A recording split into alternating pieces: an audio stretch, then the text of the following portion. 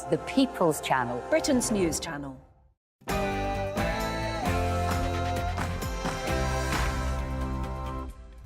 Good morning, it's Wednesday, the 27th of September. This is Britain's Newsroom on GB News with Andrew Pearce and Emily Carver. Yes, Suella versus Elton. The rock star takes on the Home Secretary after she says being gay is not a reason to claim asylum. We'll have the latest on the clash between showbiz and Westminster over migration. Can't wait. They could be in the society, but not of the society. And in extreme cases, they could pursue lives aimed at undermining the stability and threatening the security of our society. And the HS2 horror show rumbles on. Is it going to be a Tory party civil war over the future of this high-speed rail link? If indeed it's got one. Meanwhile, all 5 Labour mayors, Metro mayors, are meeting today to champion support for it, including Andy Burnham, who tells GB News he hasn't ruled out legal action if the northern leg is axed.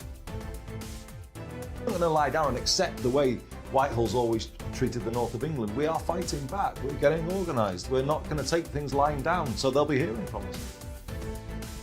This is ever so slightly in contrast to what Labour leader Sir Keir Starmer said in 2015, though.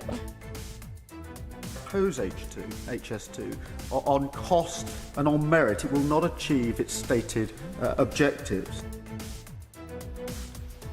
And Trump, is he liable for fraud? A New York judge says the former president repeatedly misrepresented his wealth to the tune of hundreds of millions of dollars to banks and insurers.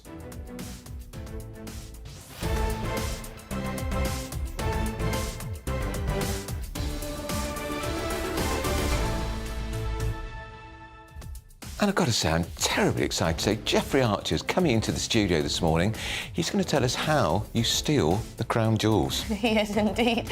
Let us know all of your thoughts on our talking points this morning. As ever, email us gbviews@gbnews.com. We'll get stuck into all of those topics, but first, let's get the news with Rhiannon.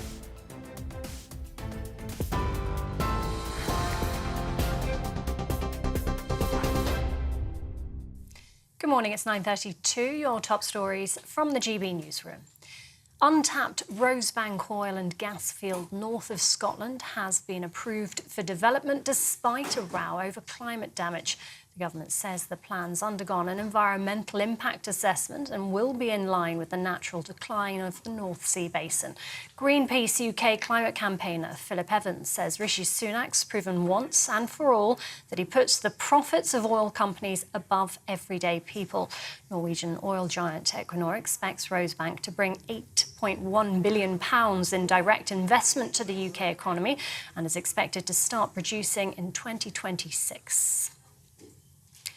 5 Labour mayors from across the country have joined forces to urge the PM to stay on track with HS2. They warn that failure to deliver in full would leave swathes of the north with Victorian transport infrastructure that's unfit for purpose. Rishi Sunak's faced political backlash over reports he's considering axing the Birmingham-Manchester leg of HS2 amid soaring costs, with 6 former Tory MPs opposing cutting the line.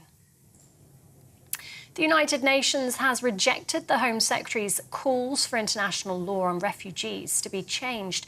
In a speech in Washington, D.C., Suella Braverman suggests that the United Nations 1951 Refugee Convention needs updating to stop simply being gay or a woman being a reason for people to claim asylum in the UK. Ms Braverman says a misguided dogma of multiculturalism has allowed people to come to the UK with the aim of undermining the stability and threatening the security of society. And whiskey thought to possibly be the oldest in the world will be sold at auction for £10,000 a bottle. The tipple was found hidden in an attic space of Blair Castle in Scotland. Around 40 bottles are believed to have been distilled almost 200 years ago. Whiskey auctioneers say the 24 bottles for sale will likely have a more medicinal taste if you can brave opening one. And you can get more on all of those stories by visiting our website, gbnews.com. Now, it's back over to Andrew and Emily.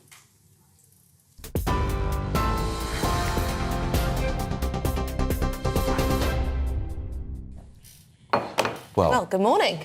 Suella Braverman. We knew she'd stir a hornet's nest, and she has, and good for her. Yeah, just a bit. I mean, she said a few things that stood out to me, Andrew. She said there has been a misguided dogma of multiculturalism, and this has caused a massive stir, because I think people confuse things, because multiculturalism is different from just having a multiracial society where there are different cultures that exist. Right. It actually means people living separately according to their culture in parallel lives, and that's what she was getting at. And I think people disingenuously took that the wrong way. Yeah. And after the bombings in London in 2005, the then Prime Minister Tony Blair said multiculturalism is failing because people are not integrating enough, and they should. There should be more, and he said it again in 2019. And then David Cameron, and then Angela Merkel in Germany. This isn't controversial. Everyone wants a cohesive society. Except the Labour Party, which wants to kick the hell out of the Home Secretary for bravely raising it. Oh, and Sir Elton John. Let's not forget Elton John. Now, I declare an interest here. I think he's a terrific performer. I've seen him perform live. He's fabulous. I couldn't care less what he thinks about the Home Secretary's speech. He likes to tell us, though, doesn't he? Yeah, because he says, as a gay man, I'm a gay man, that actually he's appalled that she says it's simply not enough to be gay and think you may be susceptible to discrimination to get asylum in Britain. And what's wrong with that? And it's also, she said that uncontrolled immigration poses an existential threat to the West. And to this country, people, actually. Again, misinterpreting what she said to say that she doesn't want any immigration. And then people go after her because she's an ethnic minority, and they say, you know, how can you say this? How can you, of all people? The daughter of migrants. So she's also got the United Nations criticising her. She'll be thrilled about that, I would have thought. She will, indeed, yes. What have they said? They've rejected her calls for international law and refugees to be changed. Yeah, so let's have a little reminder of what she actually said yesterday. Where individuals are being persecuted, it is right that we offer sanctuary.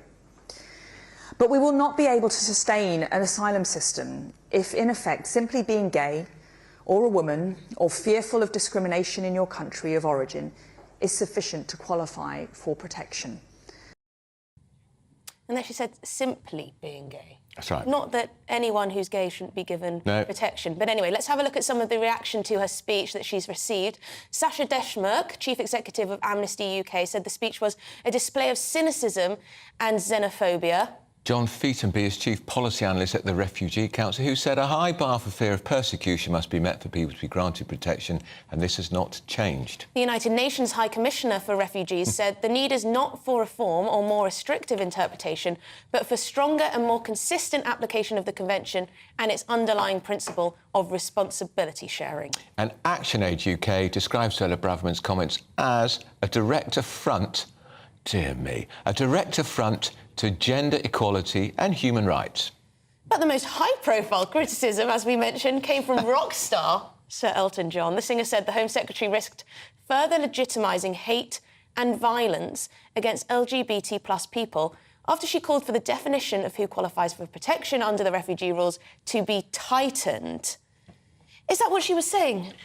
She's basically saying she also said, but people have cut this out of the criticism, if you're gay and a woman, and there is a perception you may be discriminated against, that isn't an automatic right to have asylum or citizenship in this country. I think she's absolutely right. Why don't we ask Richard Tice what he thinks? Why don't we? He's joined us. He's joined us in more ways than one. Indeed, absolutely. A very good morning to you. Well, I covered it last night at length on my show, Standing In For Nigel. Yeah. Look, I think actually the country owes Suella Braverman a significant debt of thanks. I agree with you. She has made a speech as Home Secretary you could not imagine any Home Secretary making just 3 or 4 years ago.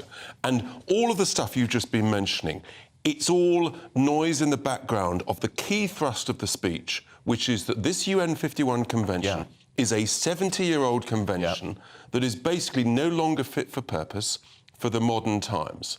And it requires updating, as anything, frankly, that 70-year-olds requires a bit of dusting down, a bit of checking and a bit of updating. That's what I highlighted. I actually had an article in The Telegraph yesterday where I said it doesn't go far enough. I think we've absolutely got to lead the way on this on behalf of many, many developed countries across Europe. We are all under threat because we have got millions and millions of economic migrants, and this is the thrust of her speech, who want to come to Europe. And that is unsustainable. And no one has voted for mass immigration.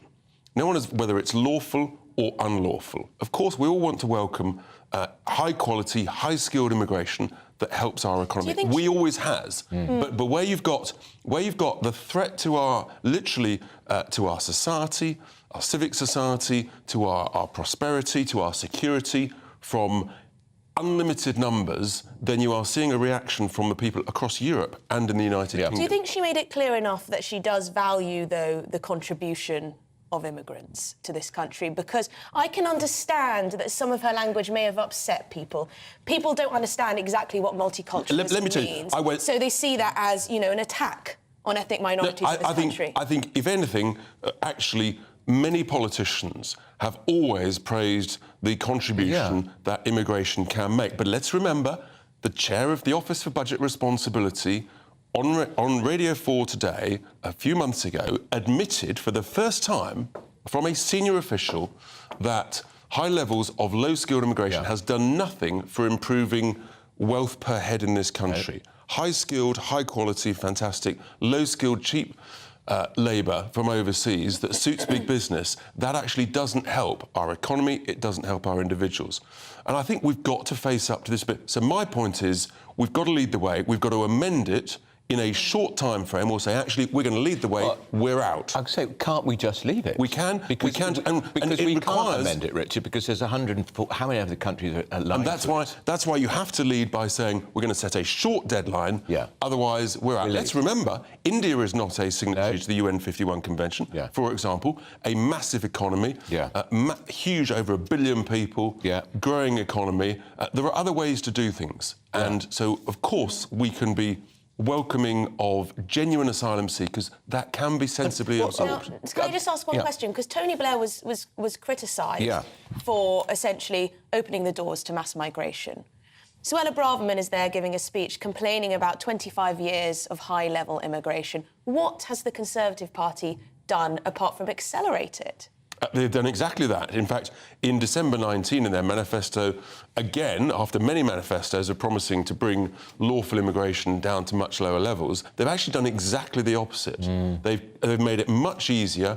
The supposed skilled worker visa, they reduced the threshold so low that it's essentially open borders, and that's the situation we're seeing. Last year, to June 23, we've had record high numbers. 600,000. No, but the gross number arriving in the UK, 1.2 million people.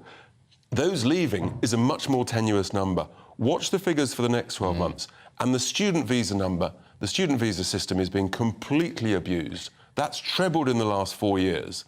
These numbers, we have got mass open border, lawful immigration, and this country has never voted for that. I don't believe the majority of the country wants that. We want sensible, controlled immigration that works for our country, where we've got genuine skill shortages while we train up our own. So we're cheering the Home Secretary's speech. We all agree it was a good speech, and, although you're saying Richie should have gone further. But is this a genuine attempt to move the dial before the next general election, or is this about Suella Braverman repositioning herself? If, as the Tories look like they're going to lose, I'm the next leader? It could be a bunch of those things. The Tories are very good at warm words, this sort of thing. We've heard strong words before about controlling the boats, about cutting taxes, about all this stuff. It's whether or not you can turn warm words into action. And I think that's where trust in politics from both main parties is under real threat, because you get the words, but where's the action? Where's the delivery that works for our people? You hear from Amnesty and other refugee charities, they say people are on the move. That is just the world that we're in. And any attempts to limit immigration, well, it's very difficult. Do you think in some ways... I tell you what... In some ways, our leaders have given up on trying to control our borders because of the number of people, the sheer number of people who are on the move? The UN 51 Convention was drawn up by Europeans to deal with the post-war crisis in Europe.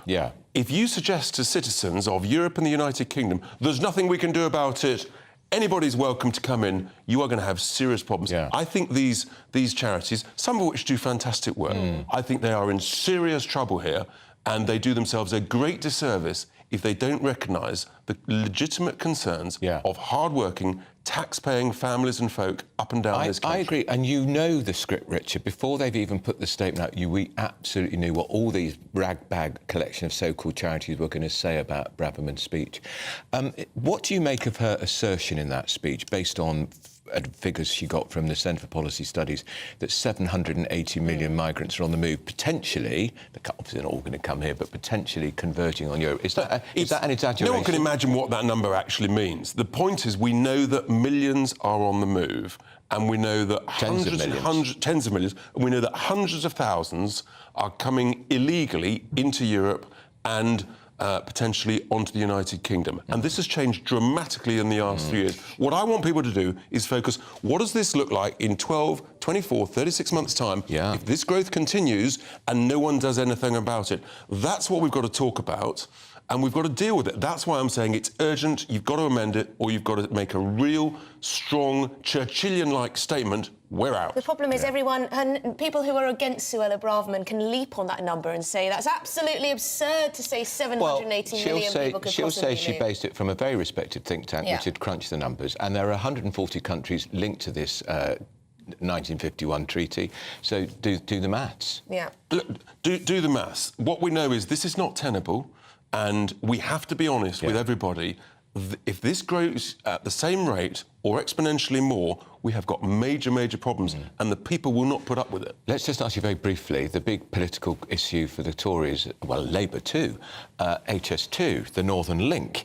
I can't think for a second, Richard Tice, they're going to announce this week we're abandoning the Manchester Link in the week they're about to go to Manchester for the Tory conference, because even the Tories with their candid PR... Andrew, I'm quite flattered, because once again the Tories are basically taking either fully or partly some of my policies and some of the policies that we've advocated. We've always said at Reform, scrap HS2, it's a disaster, and frankly, in business terms, the first loss is the best loss. The least tenable solution is to do what they're suggesting, to run it from a suburb of London no one's heard of to a suburb of Birmingham no one's ever heard of. Frankly, scrap the lot, fill it in what you've done, and or otherwise you've got to go through with it. But this is, I mean, the numbers are approaching nearer 200 billion as opposed to 100 billion. Serious people are talking about this.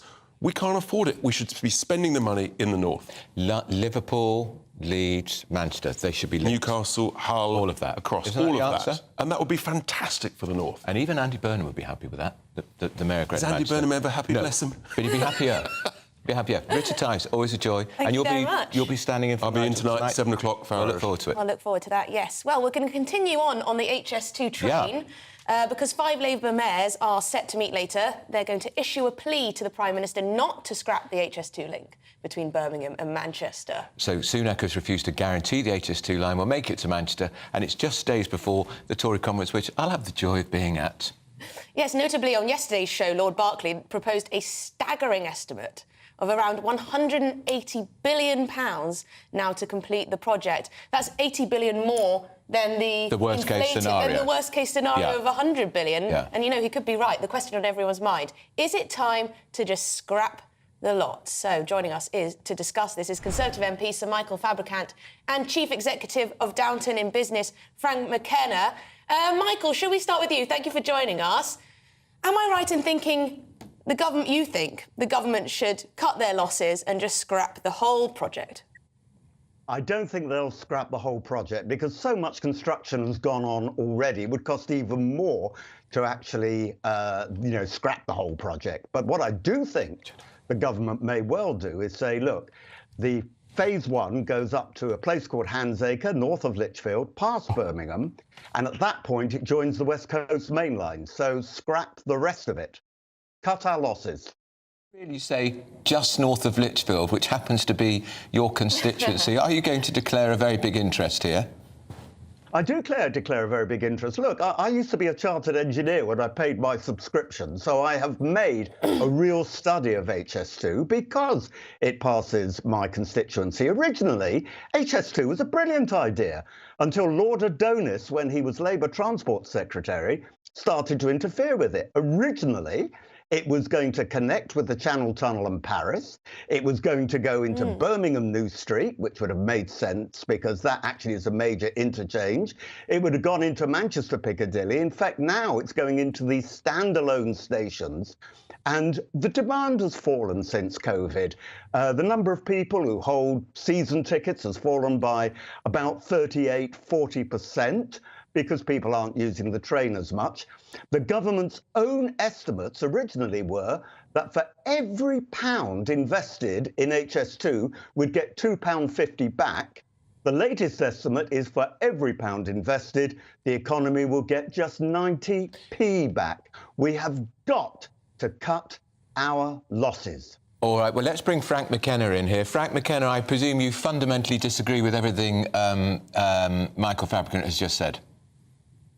Not everything, because I think the points he made about the original plan are well made, and I would support that. I'd also point out, by the way, in terms of the West Midlands, the Mayor there, Andy Street, has been very critical of the government's approach to the whole project and the claim that they may totally scrap it this week. But what I would say is two things, really. I think the government now are looking like an administration that are fast running out of track, forgive the pun.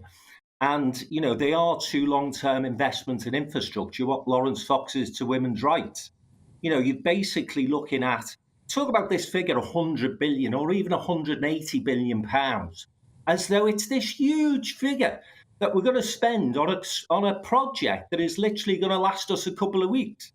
In 21-23, 100 years from now, 180 billion pound will look like a pittance. Hang on, Frank, I've got to pick you up on that one. It was supposed, sorry, Frank, but it was supposed to cost 30 billion. That has ballooned to 100 billion. Surely you accept the argument that perhaps that money could be spent better if we're looking at levelling up on local infrastructure projects, different train links. At the moment, it's just, we're in this absurd situation where we're just pouring billions and billions into a project that may not have, you know, a good business case any longer. Sorry, but believe it or not, forgive my incredulity at the... Have we lost him? Oh, no. We've lost Frank McKenna. Michael, you'll be delighted. Frank, we've got you back. Can you try again with your answer? Yeah.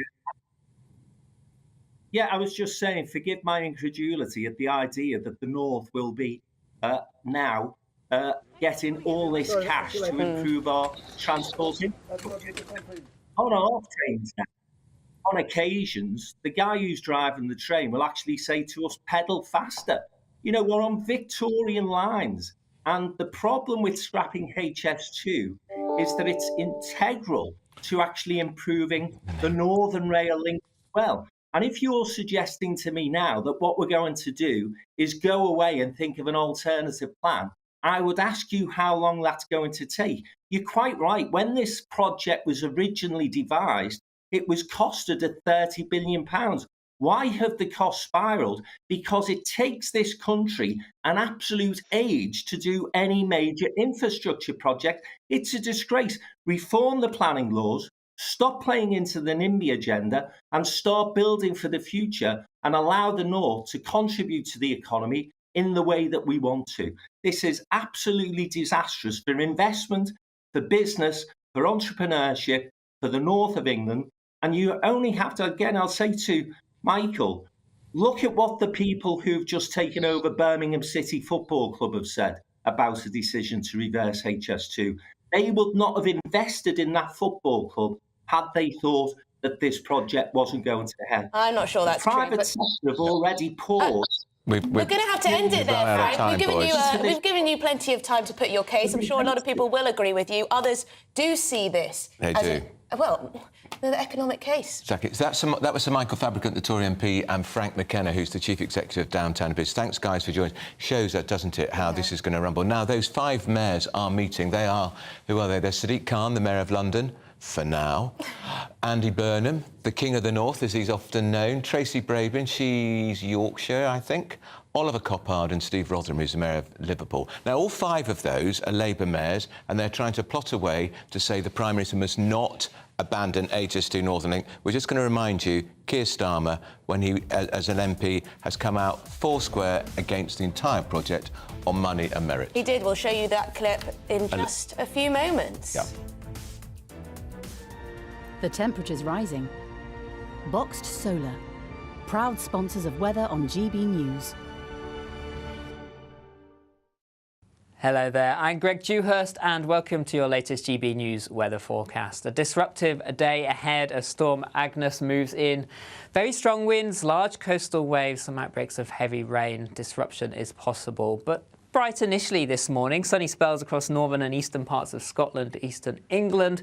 But the cloud, rain and wind soon pushing in across western areas, this moving northeastwards through the day. Met Obvious warnings in force.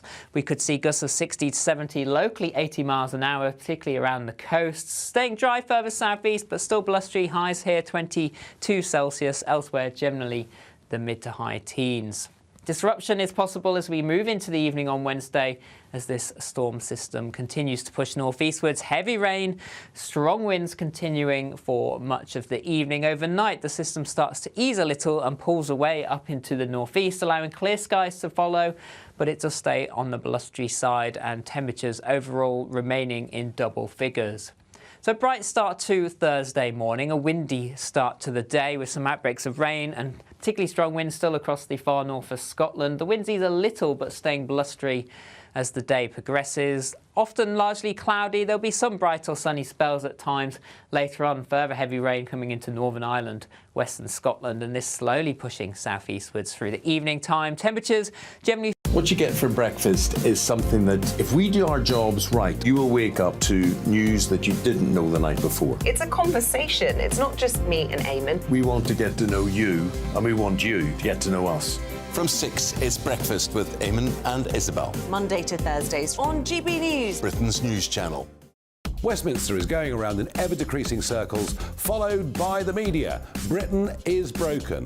How on earth did we get into this mess? But more importantly, how do we get out of it? Join me at 7 p.m, Mondays to Thursdays on Farage, here on GB News. We will have open, rational debate. We've got to work out how Britain moves forward from this. Join us here on GB News, the People's Channel. Britain is watching. Join me, Andrew Pearce and Bev Turner, Monday to Thursday, 9:30 a.m. Who benefits from that? Not the British public. And on Fridays, join us, Tom Harwood and Ellie Costello from Britain's Newsroom. That's what you get with this show. That's fantastic. If it's happening, we're talking about it on Britain's Newsroom. GB News, Britain's news channel. GB News, unlike other broadcasters, isn't obsessed with the London-Westminster bubble. We think there's a nation beyond the M25, and that's why we talk about the issues that matter across the land. Join me on State of the Nation, 8 to 9 o'clock, Monday to Thursday, on GB News. Daisy's listening, and you should too. People in Britain, they love free speech, but they also love fair play. I don't care if I'm speaking somebody from a trade union, from the Labour Party, somebody from the SNP. And I think the viewers like to see that actually we can challenge one another, but in a positive way. We think we ask the questions that people want to ask, and often we ask the questions that we wanted to ask in Parliament but never got the chance to ask. So join us every Saturday, 10 a.m. till noon on GB News, Britain's news channel. Nightmare commute? Kick it up a gear with me, Patrick Christie's, at Drive Time, 3 till 6 p.m, Monday to Friday on GB News Radio. You can listen online and on DAB+, on the smart speaker app and on the GB News app. And if you've got an Alexa, all you have to say is, Alexa, play GB News. We're also on TuneIn and the Radio Player apps. From the school run to rush hour, get revved up with me, Patrick Christie's, on GB News and GB News Radio.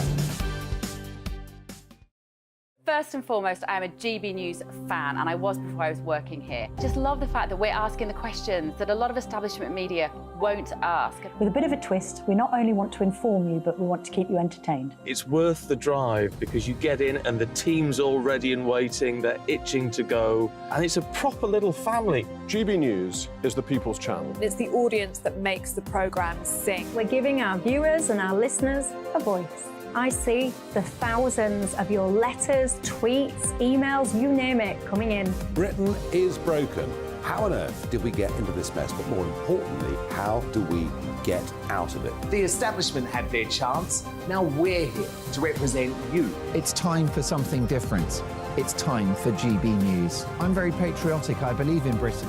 Our best days lie ahead. Britain's watching. Britain's watching. Join us here on GB News. The People's Channel. Britain's news channel.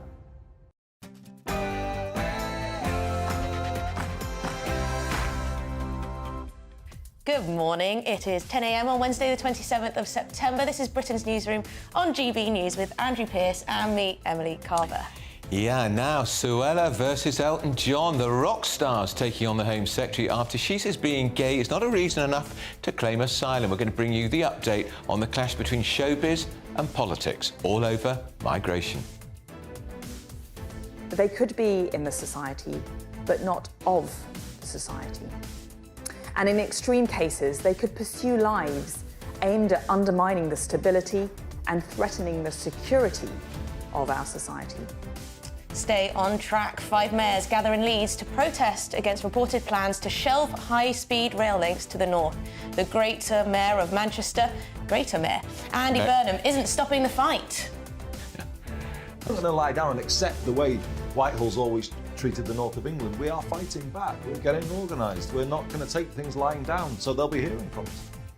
So that's those 5 mayors are all Labour Party mayors, and of course their view is in contrast to what their leader, Sir Keir Starmer, said just in 2015. Have a listen. Propose HS2 on cost and on merit, it will not achieve its stated objectives.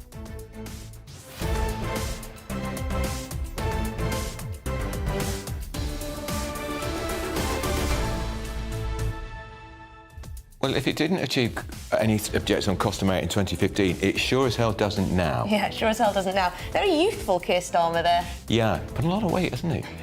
Don't wish to be unkind, but it's true. Well, that's probably the stress of the job. Well, most people lose weight when they're stressed out. Well, yeah, it's all that flip-flopping. Exactly, and all those lunches and dinners in the political world. But anyway, we'd love to know what you think about Keir Starmer and his flip-flopping or anything else. Email us, gbviews@gbnews.com. But first, let's get the news headlines with Rhiannon.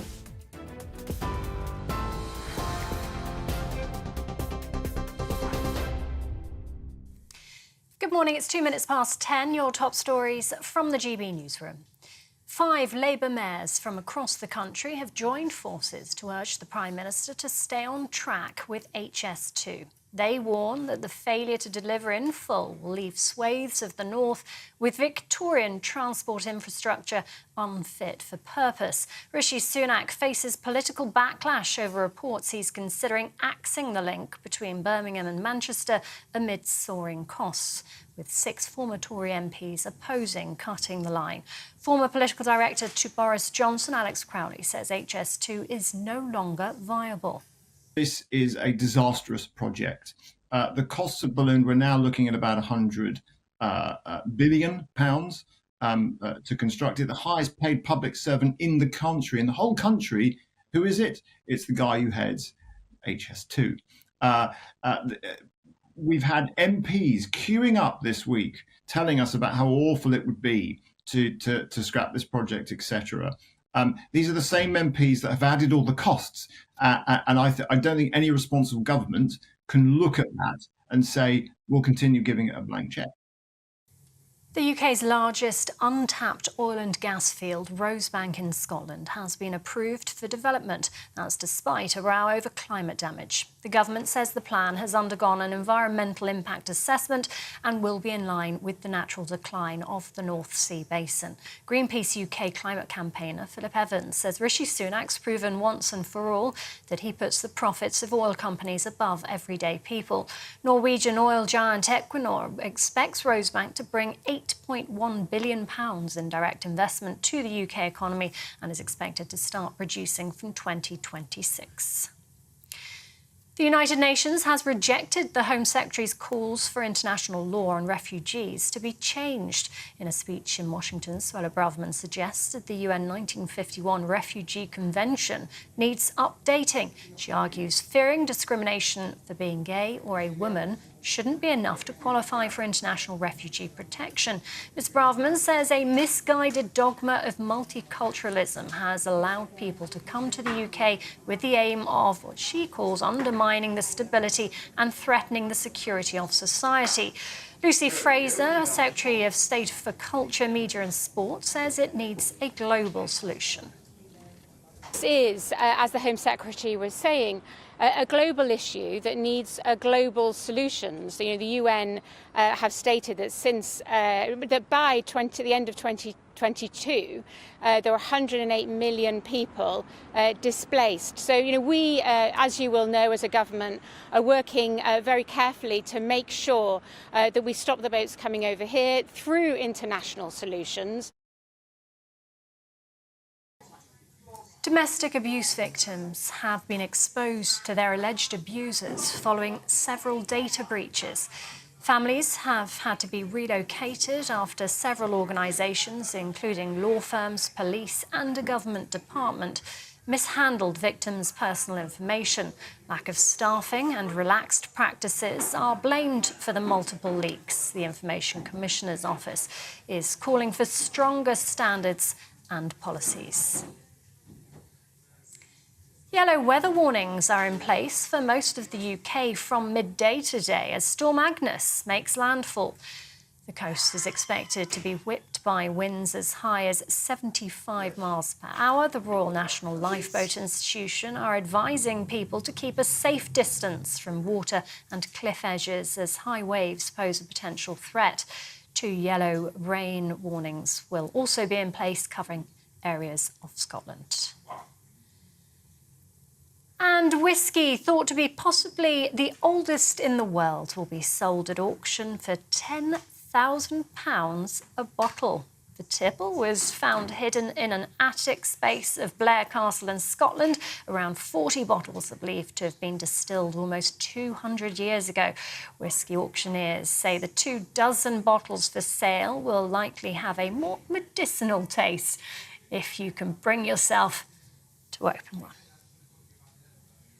This is GB News across the UK on TV, in your car and digital radio, and on your smart speaker by saying play GB News. Now it's back over to Andrew and Emily.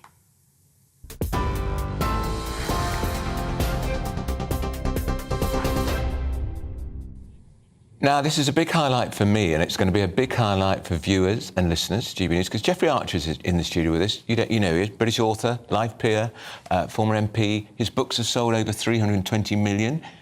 Emily? Worldwide. His latest book, Traitor's Gate, which I've got here, actually, I've just been given a copy, is his first heist thriller since his first book all those years ago. Yeah. Not a penny more. Not a penny less. Now, Jeffrey has written a book, and it's an extraordinary book, because I've read it.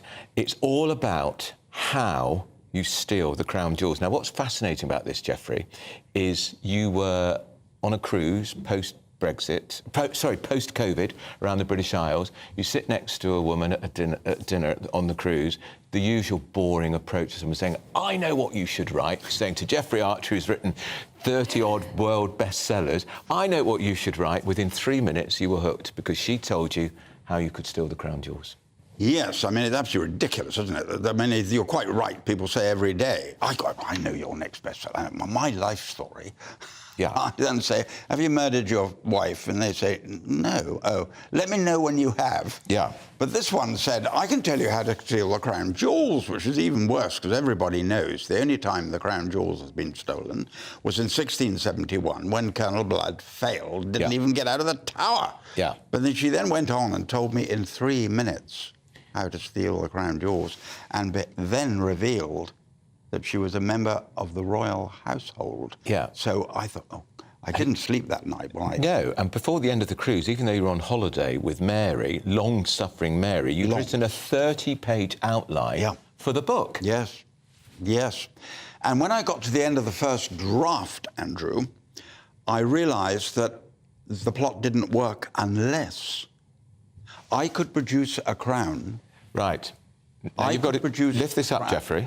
Here, shall I pass it to you? Yeah, because I'm going to put it on. I could produce a crown that you couldn't tell the difference. Yeah. So this is a replica of the 1937 Imperial crown. Imperial state crown. First worn by George VI at his coronation. And then Queen Elizabeth. And then Charles III. So this is, and you got this made for the purpose of the book. I think, how many hours did it take to have it made? It took the very great craftsman, Alan Gard, 500 hours to make it, 17 months. Oh, my God. Can I just say, I've always wanted to wear a crown. No jokes, please, about being a queen.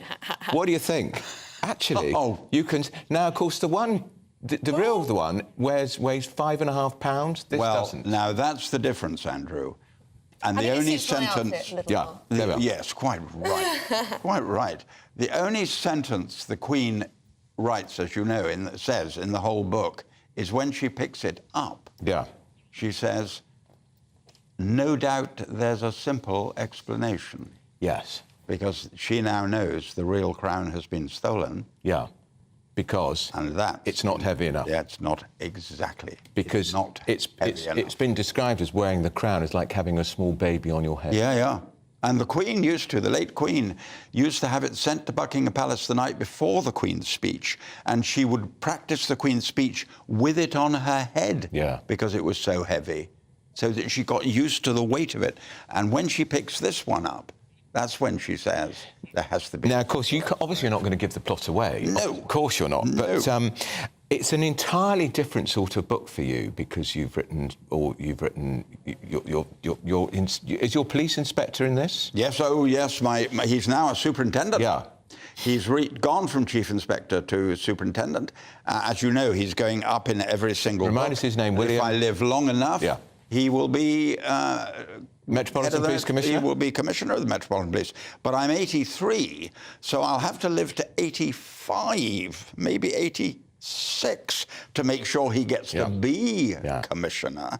But, yes, you're quite right. This is different in the sense that, having been given this remarkable story, I mean, I went to bed that night and thought, how did she spot it? None of us knew it. And I thought, of course, the research for it then...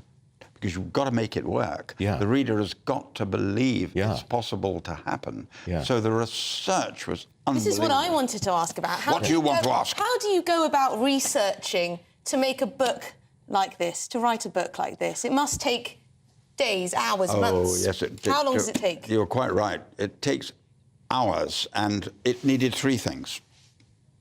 One, there are 6 routes between Buckingham Palace and the Tower of London. I had to walk all 6. Right. Because I had to pick the one that her idea would work. And of course you won't tell us which one it was. Develop. Then the second piece of research is the tower itself, because you have to know when the crown comes out, when the crown goes in, who's in charge, what happens. And of course the Tower of London is absolutely safe as houses, no doubt about that. And the third was I got in touch with a retired yeoman of the guard and said, I need the following questions answered, and he answered every one of them. So the research has been done. You've now written a book telling people how you can steal the crown. Are you not concerned as a monarchist, a royalist, a patriot, that somebody's going to think, thank you very much, Lord Archer of Weston-super-Mare, I'm now going to pinch the jewels. What is the king going to say? Not only that, the person who told me how to do it, I went to them and said, can I please say who you are? It will add to the authenticity. No, they said, I didn't really think you'd do it. I know, because I looked throughout the book. You've kept her identity a secret. Absolutely kept it a secret. She didn't want anything to do with it now. What I'm not clear is, do the senior royals, before they've read this book, would they have known the easiest way for the crown jewels to be pinched? Yeah. They knew anyway. When they read the book, they're going to say, wow. I think what might be true is that they'll have to relook at security. Do you think so? Admittedly, the book's set in 2002, so they may have dealt with security by then, but I've found a way of stealing the most valuable object. The real thing is worth £3 billion. The Cullinan II diamond... Which one is that? That's in the front. This one. And the Henry ruby. Yeah. The Cullinan II diamond is thought to be worth 300 million. Yeah. The Henry V ruby, which he wore at Agincourt, is thought to be worth 100 million. And there's 2,816 diamonds. And something you, an old, proud Englishman, will like, that was made by an English craftsman, aged 87, who's been at it since the age of 14 when he worked for Asprey's. And here he comes. That took him 500 hours. It's well done, Britain. We can still produce. What are you going to do with it? I'm going to sell it for charity. Right. It will go to my wife's hospital, the new hospital she's building. Yeah. For Children's Hospital in Cambridge, for the mind and the body. Right.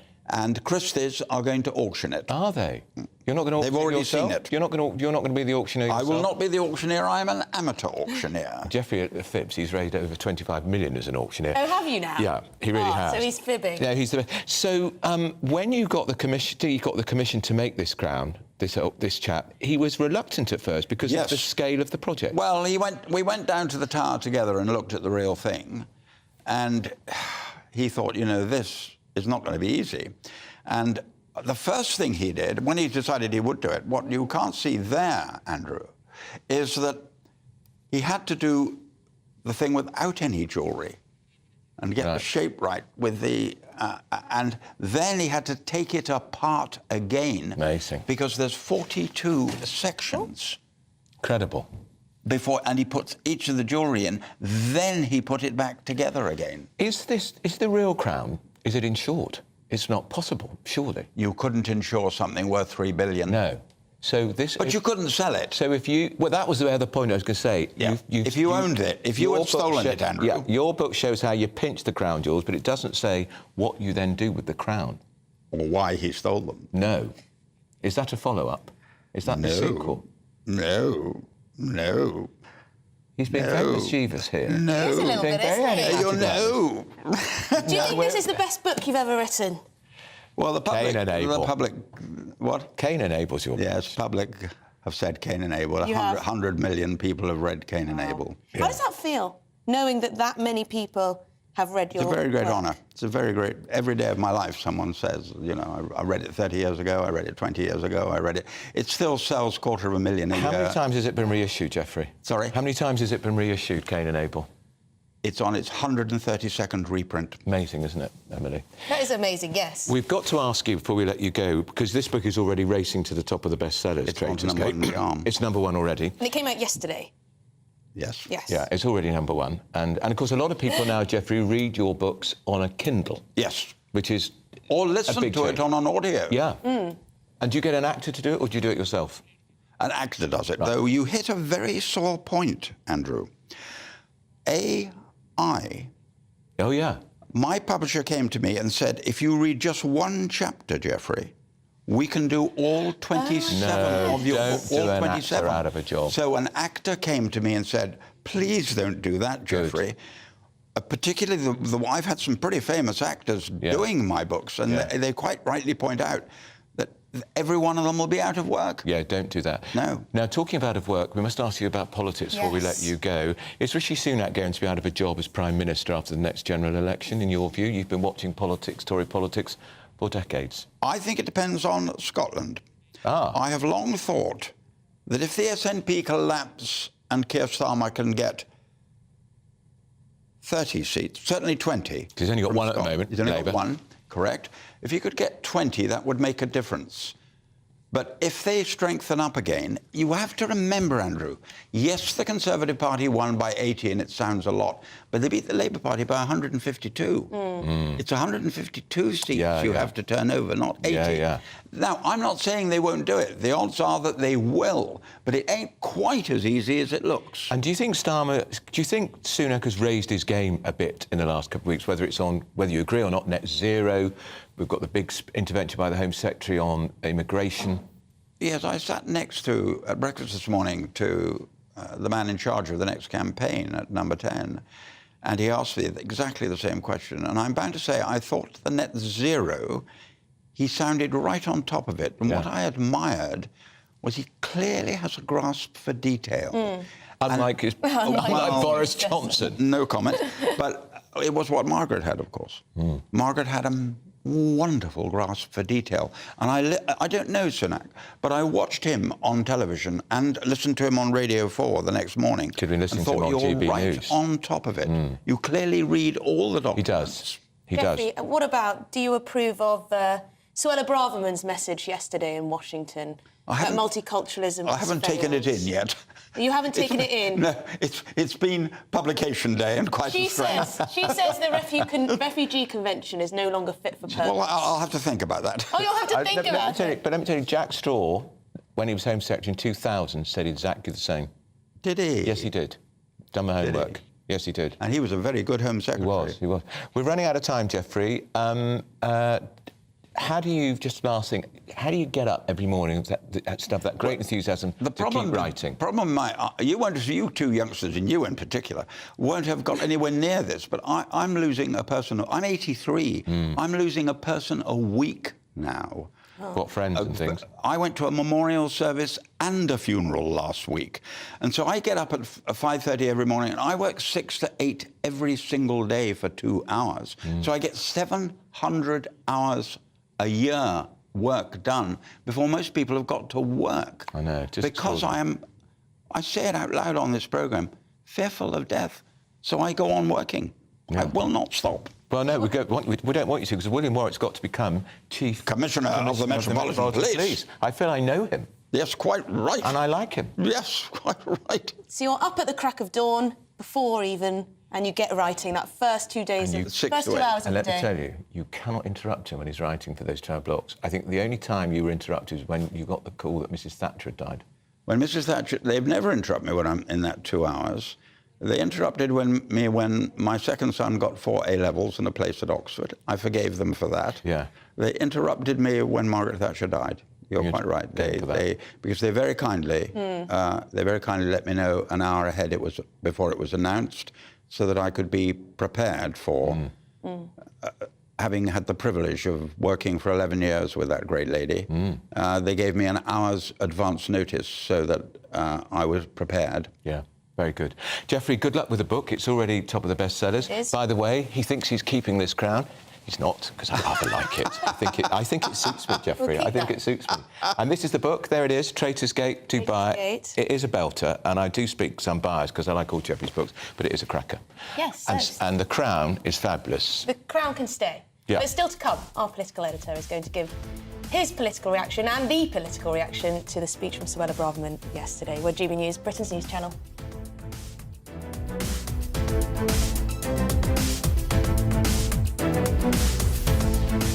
That warm feeling inside. From Boxed Boilers, proud sponsors of weather on GB News. Hello there, I'm Greg Dewhurst and welcome to your latest GB News weather forecast. A disruptive day ahead as Storm Agnes moves in.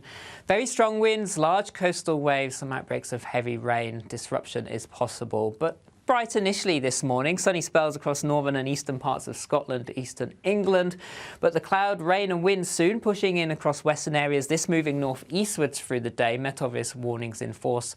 We could see gusts of 60 to 70, locally 80 miles an hour, particularly around the coasts. Staying dry further southeast, but still blustery. Highs here 22 Celsius. Elsewhere, generally the mid to high teens.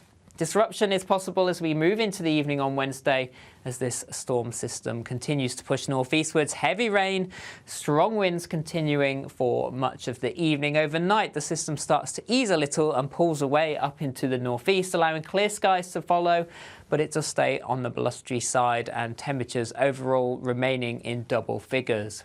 So bright start to Thursday morning, a windy start to the day with some outbreaks of rain and particularly strong winds still across the far north of Scotland. The winds ease a little but staying blustery as the day progresses. Often largely cloudy, there'll be some bright or sunny spells at times. Later on, further heavy rain coming into Northern Ireland, western Scotland, and this slowly pushing southeastwards through the evening time. Temperatures generally for most mid to high teens, so near average for the time of year. See you again soon. That warm feeling inside. From Boxed Boilers, proud sponsors of weather on GB News.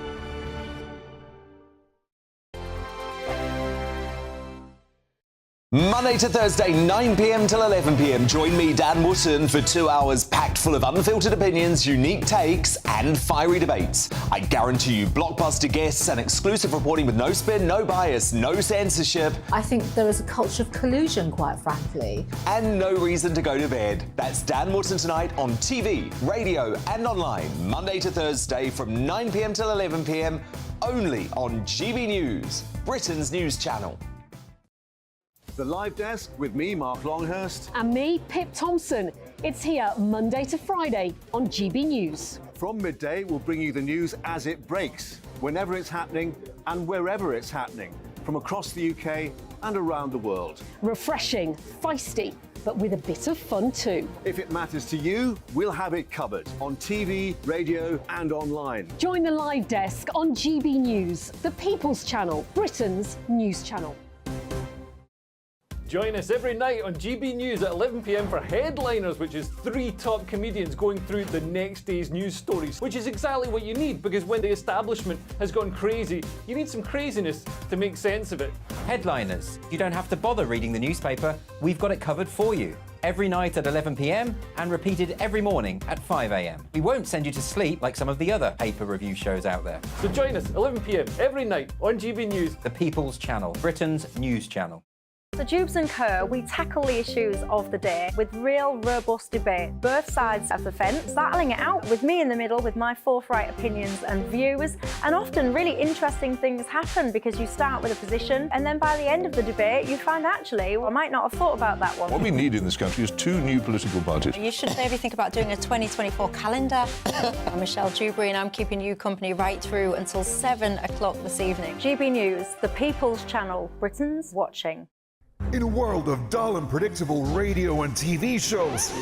Oh, hi. On Mark Dolan tonight, we've got big guests. We drill into the big stories of the day. The show adds up to a brilliant listening and viewing experience. Mark Dolan Tonight is the most entertaining current affairs show ever, and that's a fact. That's Mark Dolan Tonight, Friday, Saturday and Sunday from 9. Only on GB News, Britain's news channel. Like all families, we have arguments every now and then, but actually we agree on what the mission of GB News is, and that's the most fundamentally important thing. GB News provides the kind of platform that lets all voices be heard. We don't hold back. We're free to say what we really think. Just because some people who live in a tiny little Westminster bubble think that their particular story is important, that's not the most important story for me. And often they will be difficult stories, stories that you won't find on the establishment media. Because what people think in the north of England may be very different to what they're thinking in the home counties. We're going to carry on telling the world what life is really like for households up and down the UK. We love to be in your car, in your kitchen as you're having your breakfast. Whatever you're doing, you are part of the show. If it matters to you, it matters to us. Britain's watching. Britain's watching. Britain's watching. We're proud to be GB News, the People's Channel, Britain's news channel.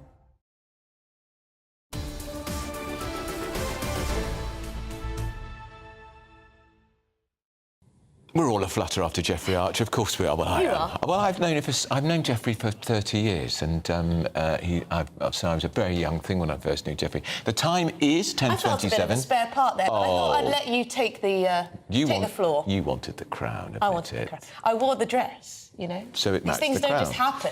Yeah, but it was the great segue. It's not very heavy, Jeffrey. That's how. In the book, she knew it had been pinched. Now, what are we talking about? We're talking about the reaction to the Home Secretary's speech. It's been predictably toxic on the left. Let's talk to our political editor, Christopher Hope, who's at Westminster. Christopher. Is he there? He's there somewhere. You'll just have to talk to me. I mean, here he is. There you are, Christopher. I can't see Christopher, she will be delighted with this reaction, won't she? United Nations are furious. Elton John's furious.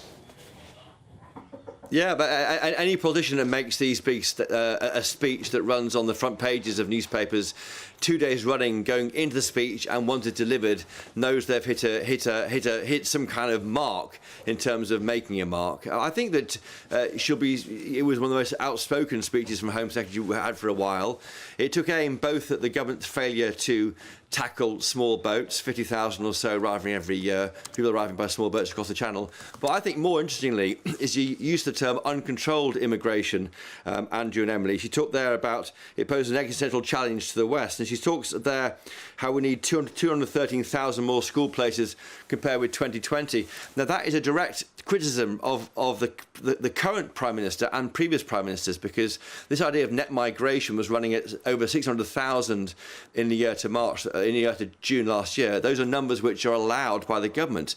Now Brexit was meant to give you back control over the borders, but our leaders believe that net migration at that level is okay, and that's what she's talking about. Christopher, there seems to be a bit of a disconnect between what Suella Braverman is saying there on the international stage and her rhetoric up till now on immigration and, as you say, government policy. Are the public going to be happy enough just to hear this stuff without action being taken? Yeah. And yes, Emily, you're right. The Tories have been in power for 13 years. I mean, Suella Braverman, I used to run a podcast in a previous life, and she told me last October, the Home Secretary, she wants to cut net migration to tens of thousands. Well, it's currently running at 600,000 a year, and that is uncontrolled, and she knows that. So the issue of small boats is almost a symptom of a bigger malaise at the heart of it. And what she's warning about is the wider impact on British culture. People see their communities changing rapidly.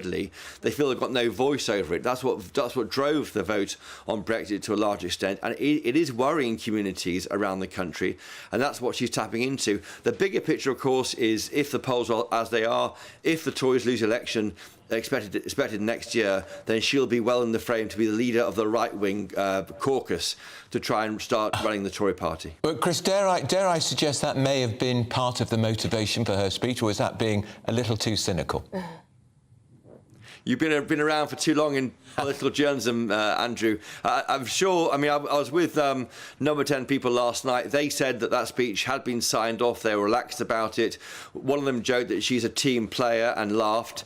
I think there are two things happening here. I think that her being able to say that, I think, does give the PM room for whatever he might say next week at the party conference. Don't forget, we're looking into the party conference. The kind of language you saw in Washington is what you might hear at the party conference to the faithful, not in America. And if you take a step back, what's happened just so far this month, the PM, Rishi Sunak, didn't go to the UN General Assembly, the first PM not to do so for many years, sat that one out, and instead rode back on net zero commitments, and has now sent the Home Secretary to America to say she wants to renegotiate the 1951 UN Convention on Human Rights. It's punchy stuff, even for this PM who hasn't been very political in recent months.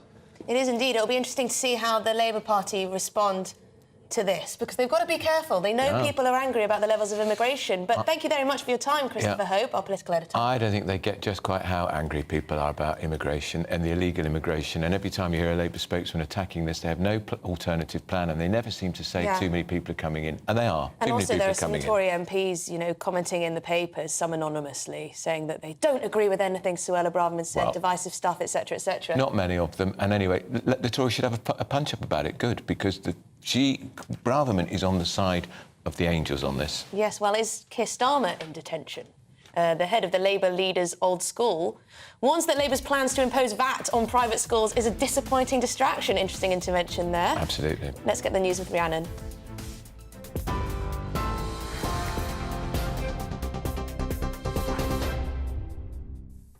Good morning, it's 10:32. Your top stories from the GB Newsroom. The UK's largest untapped oil and gas field, Rosebank in Scotland, has been approved for development. That's despite a row over climate damage.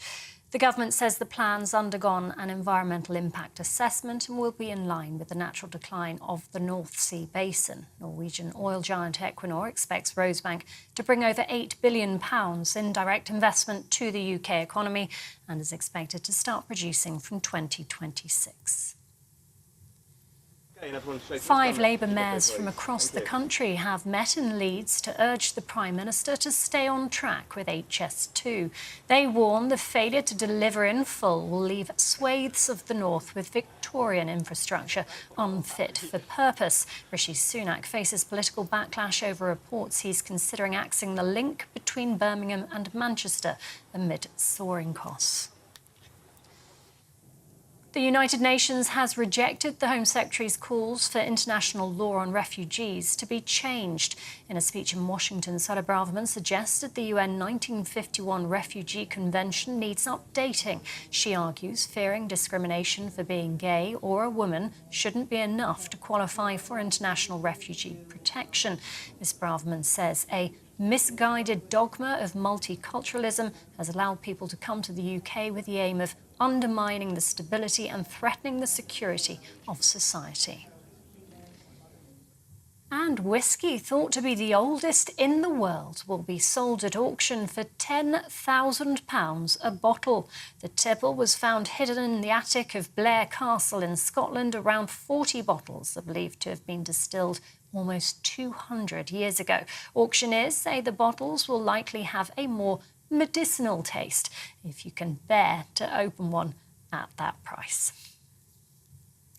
And you can get more on all of those stories by visiting our website, gbnews.com.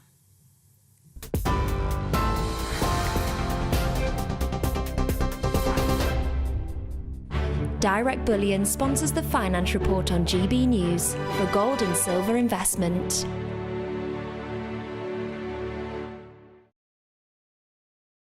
Here's a quick snapshot of today's markets. The pound will buy you $1.2148 and €1.1506. The price of gold is £1,561.24 per ounce, and the FTSE 100's at 7,625 points.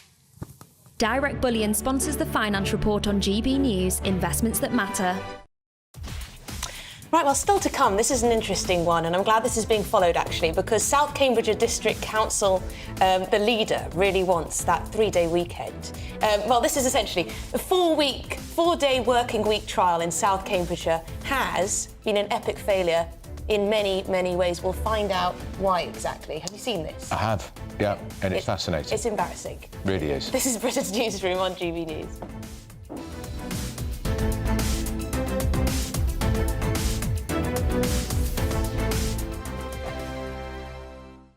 What you get for breakfast is something that, if we do our jobs right, you will wake up to news that you didn't know the night before. It's a conversation. It's not just me and Eamon. We want to get to know you, and we want you to get to know us. From 6, it's Breakfast with Eamon and Isabel. Monday to Thursdays on GB News, Britain's news channel. Westminster is going around in ever-decreasing circles, followed by the media. Britain is broken. How on earth did we get into this mess? But more importantly, how do we get out of it? Join me at 7 p.m, Monday to Thursdays on Farage, here on GB News. We will have open, rational debate. We've got to work out how Britain moves forward from this. Join us here on GB News, the People's Channel. Britain is watching. Join me, Andrew Pearce and Bev Turner, Monday to Thursday, 9:30 a.m. Who benefits from that? Not the British public. And on Fridays, join us, Tom Harwood and Ellie Costello from Britain's Newsroom. That's what you get with this show. That's fantastic. If it's happening, we're talking about it on Britain's Newsroom. GB News, Britain's news channel.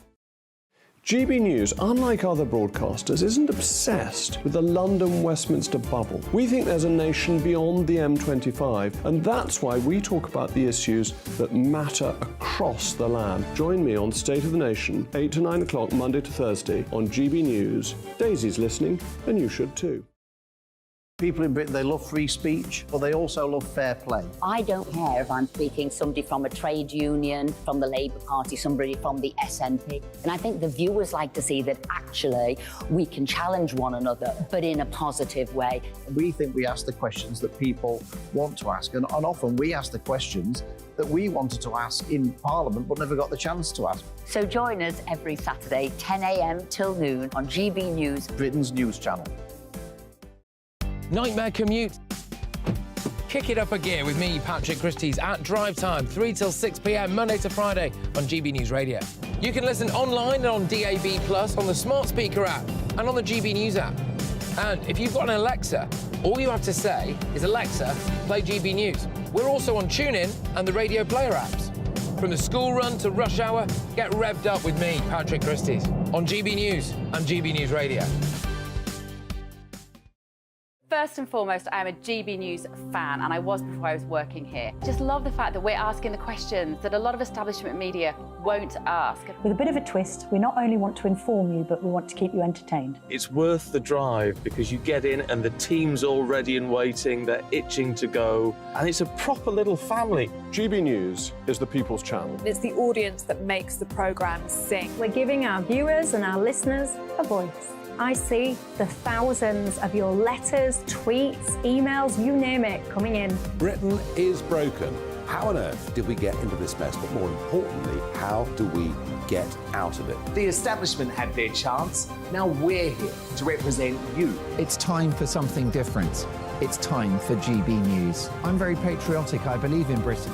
Our best days lie ahead. Britain's watching. Britain's watching. Join us here on GB News. The people's channel. Britain's news channel.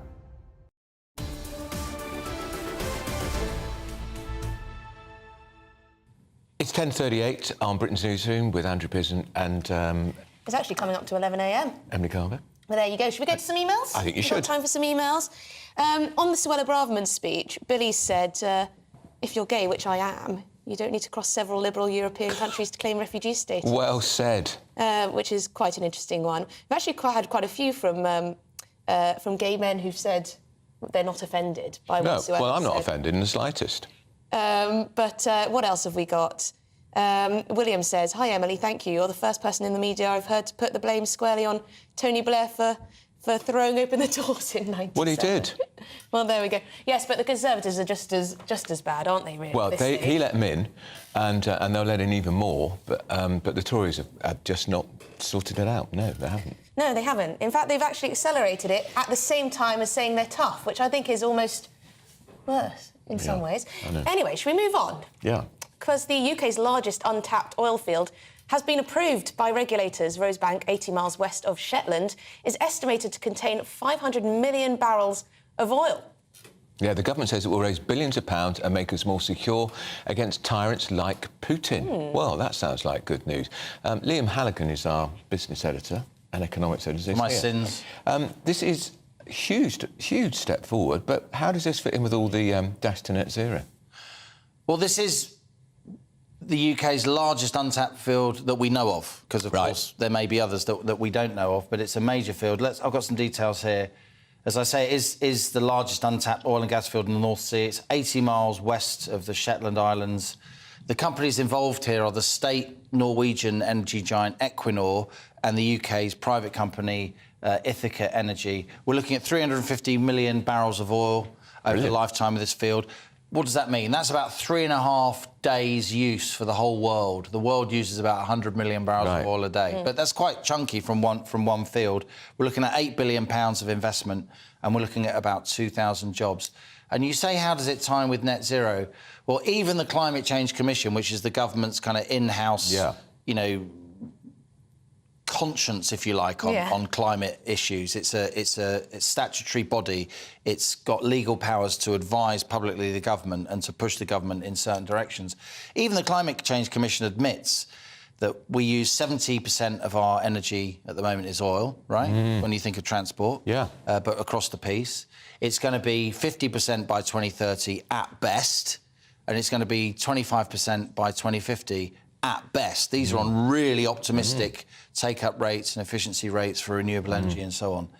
So if we're still using a lot of oil and a lot of gas, of course is 40% of our electricity generation in 2050, it makes so much more sense to use our own oil and gas because it's a lower carbon footprint. At the moment, what we're doing, we're not using Russian gas. North Sea gas has dropped off. We're importing LNG, liquefied natural gas, from the US. Now, the energy you need to get that gas, turn it into a liquid, massively energy intensive, stick it in a diesel-powered tanker, right? 3,000 miles to Milford Haven, regasify it. I mean, it's completely mad when we've got our own gas in the North Sea. Yeah. So, and is there a big hue and cry from the environmental lobby about it? There is. Caroline Lucas has said this is morally repugnant. She's the Green Party's main only MP. Obviously, Greenpeace and so on, they think this is completely outrageous. Interesting, interesting though, there she is. Giving the green light to this huge new oil field is morally obscene, says Caroline Lucas. Interestingly, though, Andrew and Emily, this is quite clever politics because it really corners the SNP. Hamza Youssef says he wants to make Aberdeen the energy capital of Europe, of course, into the net zero capital of the world. A lot of voters on that East Coast don't like that. A lot of, the best jobs in Scotland are in the oil and gas industry. And then, interestingly also, this puts Labour in a corner because you've got, Gary Smith, who runs the GMB, a very astute leader of Britain's third biggest union. He absolutely backs new oil fields. It's loads of jobs for the GMB. Lots of jobs. And he makes the point that actually it's more climate friendly. The UK must be honest about where we're going to get the gas we need to take us to 2050 and beyond, says Gary Smith. Taking responsibility for more of our own gas supply will support good union jobs both directly and in the wider supply chain. So, look, particularly for Labour, Labour have got their university town, rather effete, she, tote bag carrying, Waitrose frequenting voters, right? Yeah. But they've also got a lot of blue-collar voters in the Red Wall, and they've got blue-collar voters in Scotland, and they want to, re-establish Scotland as the key to a majority at Westminster. It's really difficult to know what Keir Starmer can say about this. How is he going to play this? And also, there's a by-election coming up in Scotland. Key by-election, which they think they've got to win because the SNP MP was booted out because she broke the COVID rules. We've obviously got the Tory leadership contest coming. I think that's the Tory conference coming. I think a lot of what Suella Braverman's been doing very popular. Is very much preempting that. But also, we've got a lot of politics now. Rishi Sunak is finally doing some politics. Yeah, absolutely. He's doing his 2030 to 2035 ban with cars. He's boldly, at a very opportune moment, saying we want this new oil field. I think there'll be a lot of fire and brimstone and fury from the One Nation Tories and a lot of the broadcast media and so on.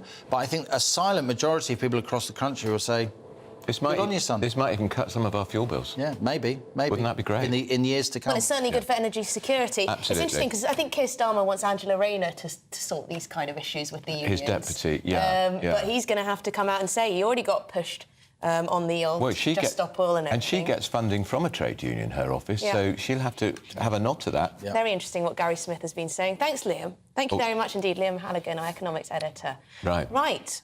Well, back to Rosebank. No, where are we going? Emails. Where are our emails? You're going to read some out. Here. Right, OK. Well, on what Suella put, this is quite interesting. Brian says, if Elton John has such strong views on people coming into the UK, surely he could take hundreds into his mansions and fund them with his... Or he could bring them in his private jet. Yeah, he could. And in his various holiday homes. I think he's got one in Saint-Tropez. He has. He does. What else is saying? Sally says the Home Secretary has had the guts to say what he has needed to be said for years. Good for her. Yes, it's all well and good saying these things, though, isn't it? I wonder if this speech has made it more or less likely that the Refugee Convention will be changed. Well, as Richard Tice said, if they don't change it, we could always withdraw from it. Well, there is that. We segue perfectly into the former Labour MP Stephen Pound joining us in the studio. He's appeared. And Emma Wolf is here too. Hello to you both. Stephen, I was pointing out that Jack Straw was the first Home Secretary to say this convention needs rewriting. Well, he didn't say it needs to be thrown out. No, but he said it needs to be rewritten. I've got it in front of me. It was in the year about 2000, I think. Yeah, he did. He said we need to have a more rational basis on how we deal with refugees because too many of them were, in his view, economic refugees. Well, does that sound familiar? He was speaking from the perspective of the MP for his particular time. I think it's Blackburn, I think he was at the time. And if you remember, just before that, there was a great brouhaha because he'd asked a constituent to remove her veil because he said he couldn't talk to her. So I think he was making a comment not about throwing the whole thing out and abandoning it, but simply saying that, we need to actually look at the impact of it. And I think Suella Braverman, I think 99% of what she said yesterday was risible. 1% was actually quite important. Which was the 1% that was important? The one thing's important is the sheer volume in Europe as a continent. She said, and that, we're not just talking about the figures in this country. In the whole of Europe, when you're talking about over 100 million people, then inevitably that has a vast impact. There's no getting away from that. Emma, do you think 99% of what she said was risible? No, I don't. And I think that probably about 99% of it, as you guys have pointed out, resonated with many people. Absolutely, 100%. With a lot of public opinion. yes, she maybe had an unfortunate, she used some unfortunate phrases, but I think that, she's certainly gearing up. She's setting out her stall ahead of the Tory party conference, which is interesting. But I think that she's making the point that this is not sustainable for this country. We know this is not sustainable. Even before we talk about the continent of Europe and the, hundreds of millions of people on the move. I think that, we need to have this discussion in a grown-up way. And when you simply call people racist and xenophobic and appalling and unkind and all of the today's headlines, it's just not helpful. It doesn't move us on. And she's been attacked also, hasn't she, for saying multiculturalism isn't working. And yet very senior Labour people have been saying that for a long time, including your former heroic leader, Tony Blair, who said it as recently as 2019, my dear. But tomorrow morning at 9:30, I'll be actually handing out British citizenship certificates to people in my borough. As a past mayor, I do that. And I have to say, some of the most patriotic people I've ever met in my life are the people who've come to this country. Why does that... When you think about the Jewish diaspora... multiculturalism isn't working, Stephen. Well, I'm sorry, I think it is working. I'm sorry. I think it's hang on. London is... No, I think we need to drill down into what people mean by multiculturalism, because Suella Braverman does not think that a multiracial society with different cultures within it is what's not working. It's the existence of different cultures not integrating with one another. That's exactly right. And not integrating to say, look at the cabinet. The cabinet is so multiracial. That's not the point. That's totally missing the point. She's talking about communities. You probably don't live in them, Stephen, where people have not integrated. Made no effort. I'm sorry. Do you know Southall? It's where I live. Right. Well, you must. Well, have they integrated? Do you see it? They've integrated. They've not assimilated. That's the key difference. They've integrated because they obey the same laws that we do. I mean, there are issues, as is happening in Leicester. We know that there are intercommunal problems like that. But ultimately, these are people who've not assimilated. They've not lost their individuality. They've not lost their culture. They've brought it to this country. They've added spice to this country. But, Stephen, even if we put that aside, multiculturalism and whether or not we want people to become completely 100% British, what about the sheer numbers? What about the fact that the country, the NHS, for example, is on its knees, as we keep hearing? What about that? How are we meant to cope with thousands and schools on their knees? How are we meant to cope with thousands and thousands and thousands of new arrivals every year? Well, every time anybody says that, I always think of Enoch Powell when he was Secretary of State for Health, going around begging people to come from the West Indies to staff our hospitals. Everyone always brings Enoch Powell into this. Well, no, he was begging people to come here and work in the NHS. Our health and our education systems, our health and our education systems are already struggling. And there's not enough houses. Housing, exactly. We could go I think it's very difficult because I think Suella Braverman, if we take her by her word, I think it's very clear that she is deeply worried about social cohesion. And a lot of journalists who live in London, they experience all the fantastic things about living in a society where there are different cultures, and to some extent it can be a melting pot. But we do know that in some northern towns, in some areas of London and across our cities, many coastal towns, people living side by side and separately. You can even have one school that's entirely white, and then on the next road there's a school that's entirely ethnic minority. And that is not good, I don't think, for society. And I think it's good that Suella Braverman mentions this, and I don't think it makes her some racist bigot. Yeah, but I'd never call her a racist bigot. You said what she said was risible. Yeah, I do. I stand by that. She's been accused of racism by a lot of people from your not by party. me. I don't throw those words around a bit because those words. That's sensible. They lose all their value if you just trot them out every 5-6 minutes. Look, the thing about I entirely take your point about remember the schools in Birmingham which were all white in one school, all black, all brown in the other. But I hope that's transitional. I mean, it certainly is in my part of the world, in West London. We did have that situation 25, 30 years ago. We don't now. People have actually integrated. I think people worry that it's become embedded in some towns. I think that's absolutely right. And Emma made a point about some of our coastal towns in particular. In the Isle of Sheppey we were talking about earlier, who is an older lady and is absolutely frightened to go into the town centre.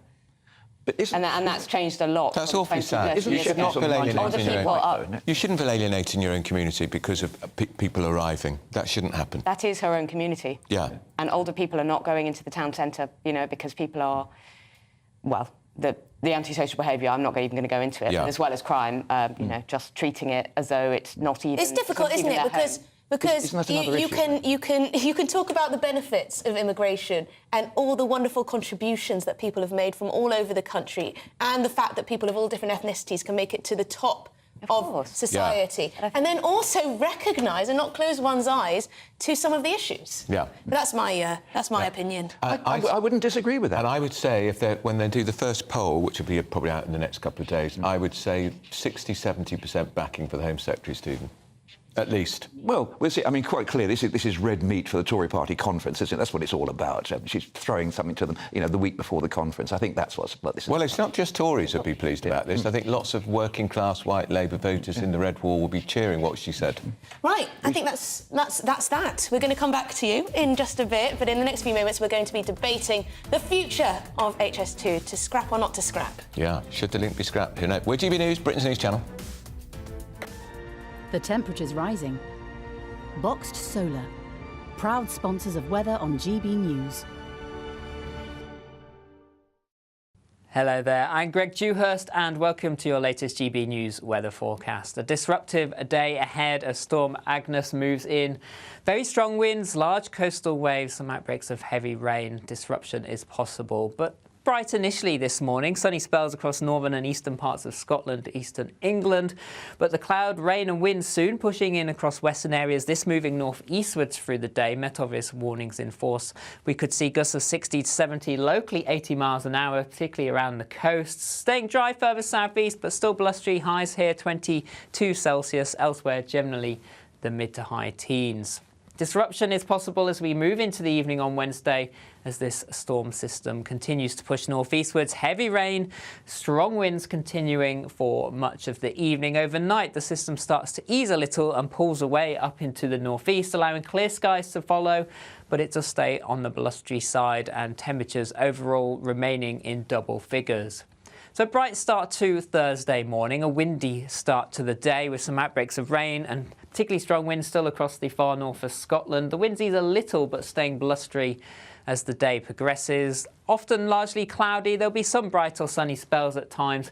Later on, further heavy rain coming into Northern Ireland, western Scotland, and this slowly pushing southeastwards through the evening time. Temperatures generally for most mid to high teens, so near average for the time of year. See you again soon.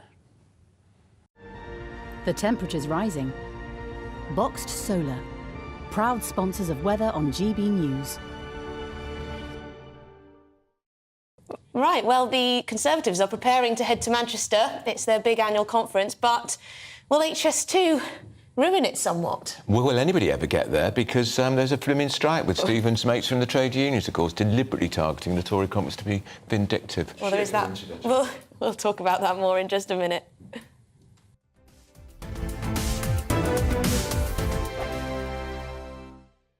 Monday to Thursday, 9 p.m. till 11 p.m. Join me, Dan Wootton, for 2 hours packed full of unfiltered opinions, unique takes and fiery debates. I guarantee you blockbuster guests and exclusive reporting with no spin, no bias, no censorship. I think there is a culture of collusion, quite frankly. And no reason to go to bed. That's Dan Wootton tonight on TV, radio and online. Monday to Thursday from 9 p.m. till 11 p.m. only on GB News, Britain's news channel. The Live Desk with me, Mark Longhurst. And me, Pip Thompson. It's here Monday to Friday on GB News. From midday, we'll bring you the news as it breaks, whenever it's happening and wherever it's happening, from across the UK and around the world. Refreshing, feisty, but with a bit of fun too. If it matters to you, we'll have it covered on TV, radio and online. Join the Live Desk on GB News, the People's Channel, Britain's news channel. Join us every night on GB News at 11 p.m. for Headliners, which is 3 top comedians going through the next day's news stories, which is exactly what you need, because when the establishment has gone crazy, you need some craziness to make sense of it.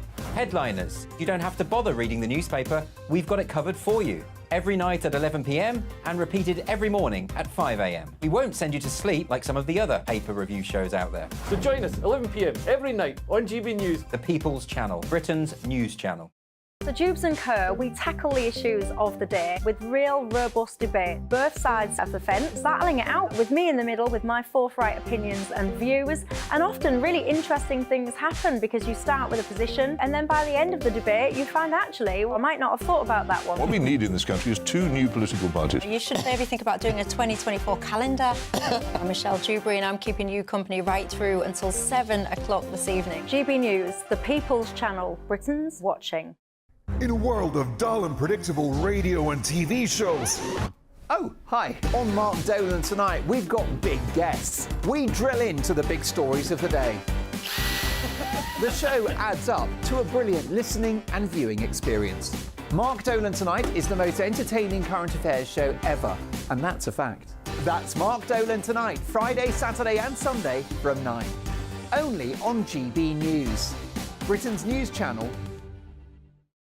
Like all families, we have arguments every now and then, but actually we agree on what the mission of GB News is, and that's the most fundamentally important thing. GB News provides the kind of platform that lets all voices be heard. We don't hold back. We're free to say what we really think. Just because some people who live in a tiny little Westminster bubble think that their particular story is important, that's not the most important story for me. And often they will be difficult stories, stories that you won't find on the establishment media. Because what people think in the north of England may be very different to what they're thinking in the home counties. We're going to carry on telling the world what life is really like for households up and down the UK. We love to be in your car, in your kitchen as you're having your breakfast. Whatever you're doing, you are part of the show.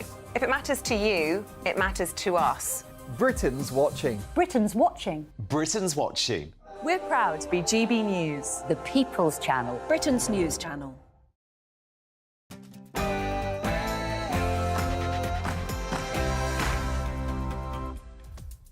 Good morning, it's 11 a.m. on Wednesday, the 27th of September. This is Britain's Newsroom on GB News with Andrew Pearce and Emily Carver. Stay on track. 5 mayors gather in Leeds. They're protesting against the plans to cancel high-speed rail links to the north. The Mayor of Manchester, Andy Burnham, isn't stopping the fight.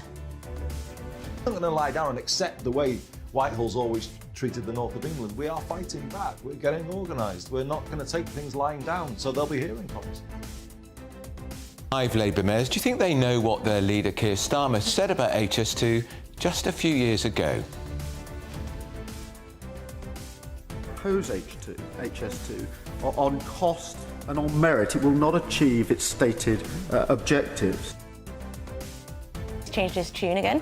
Trump liable for fraud. A New York judge rules that Donald Trump repeatedly misrepresented his wealth by hundreds of millions of dollars to banks and to insurers. And a crowning moment for me and Emily. We've been having fun in the studio. Get in touch if you think we have the regal touch. GBviews at gbnews.com. I think we do.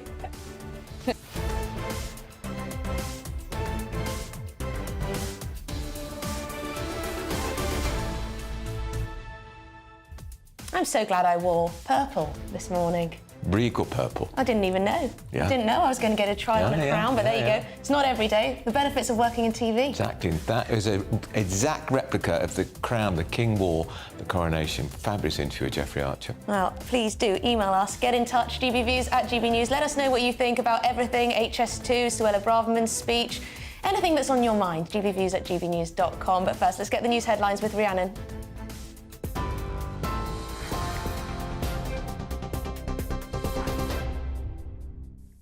Good morning. It's coming up to 2 minutes past 11. Your top stories from the GB Newsroom. 5 Labour mayors from across the country have met in Leeds to urge the Prime Minister to stay on track with HS2.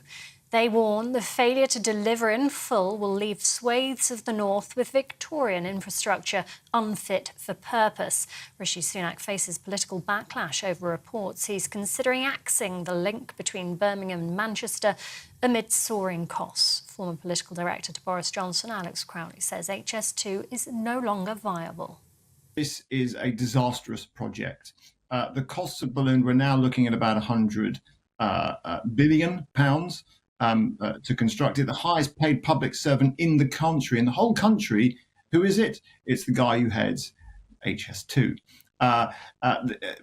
We've had MPs queuing up this week telling us about how awful it would be to scrap this project, etc. These are the same MPs that have added all the costs. And I don't think any responsible government can look at that and say, we'll continue giving it a blank cheque.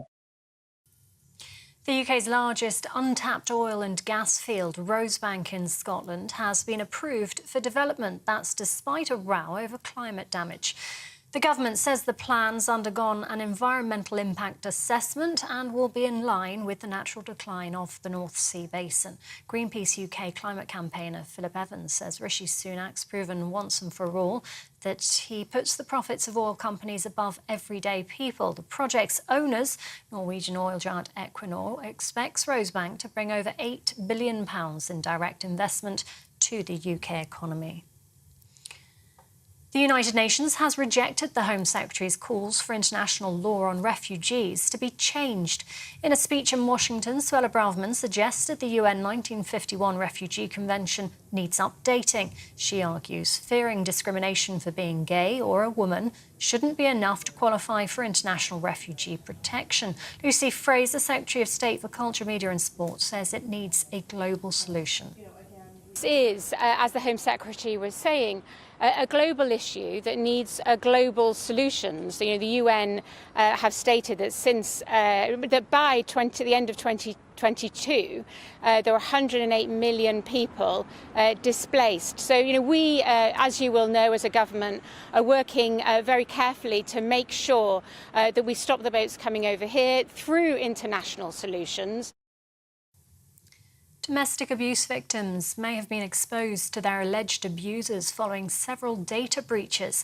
Families have had to be relocated after several organisations, including law firms, police and a government department, mishandled victims' personal information. Lack of staffing and relaxed practices are being blamed for the leaks. The Information Commissioner's Office is calling for stronger standards and policies. Yellow weather warnings are in place for most of the UK from midday today as Storm Agnes makes landfall. The coast is expected to be whipped by winds as high as 75 miles an hour. The Royal National Lifeboat Institution's advising people to keep a safe distance from water and cliff edges as high waves pose a potential threat. 2 yellow rain warnings will also be in place in parts of Scotland. And staying in Scotland, whisky, thought to be the oldest in the world, will be sold at auction for £10,000 a bottle. The tipple was found hidden in the attic of Blair Castle in Scotland. Around 40 bottles are believed to have been distilled almost 200 years ago. Auctioneers say the bottles will likely have a more medicinal taste. That is, if you can bear to open one at that price. This is GB News across the UK on TV, in your car and digital radio, and on your smart speaker by saying play GB News. Now, it's back over to Andrew and Emily.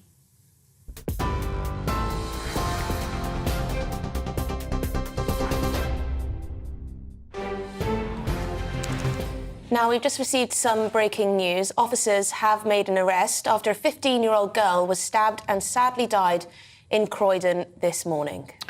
Chief Superintendent Andrew Britton, who's in charge of local policing, said our immediate thoughts are with this young girl's family who are facing the most tragic of news. Our officers are with the girl's family to support them. I'm in contact with the local community who are clearly as concerned as we are about this tragic incident. I shall continue to update them throughout the day. Well, a tragic story. Yeah.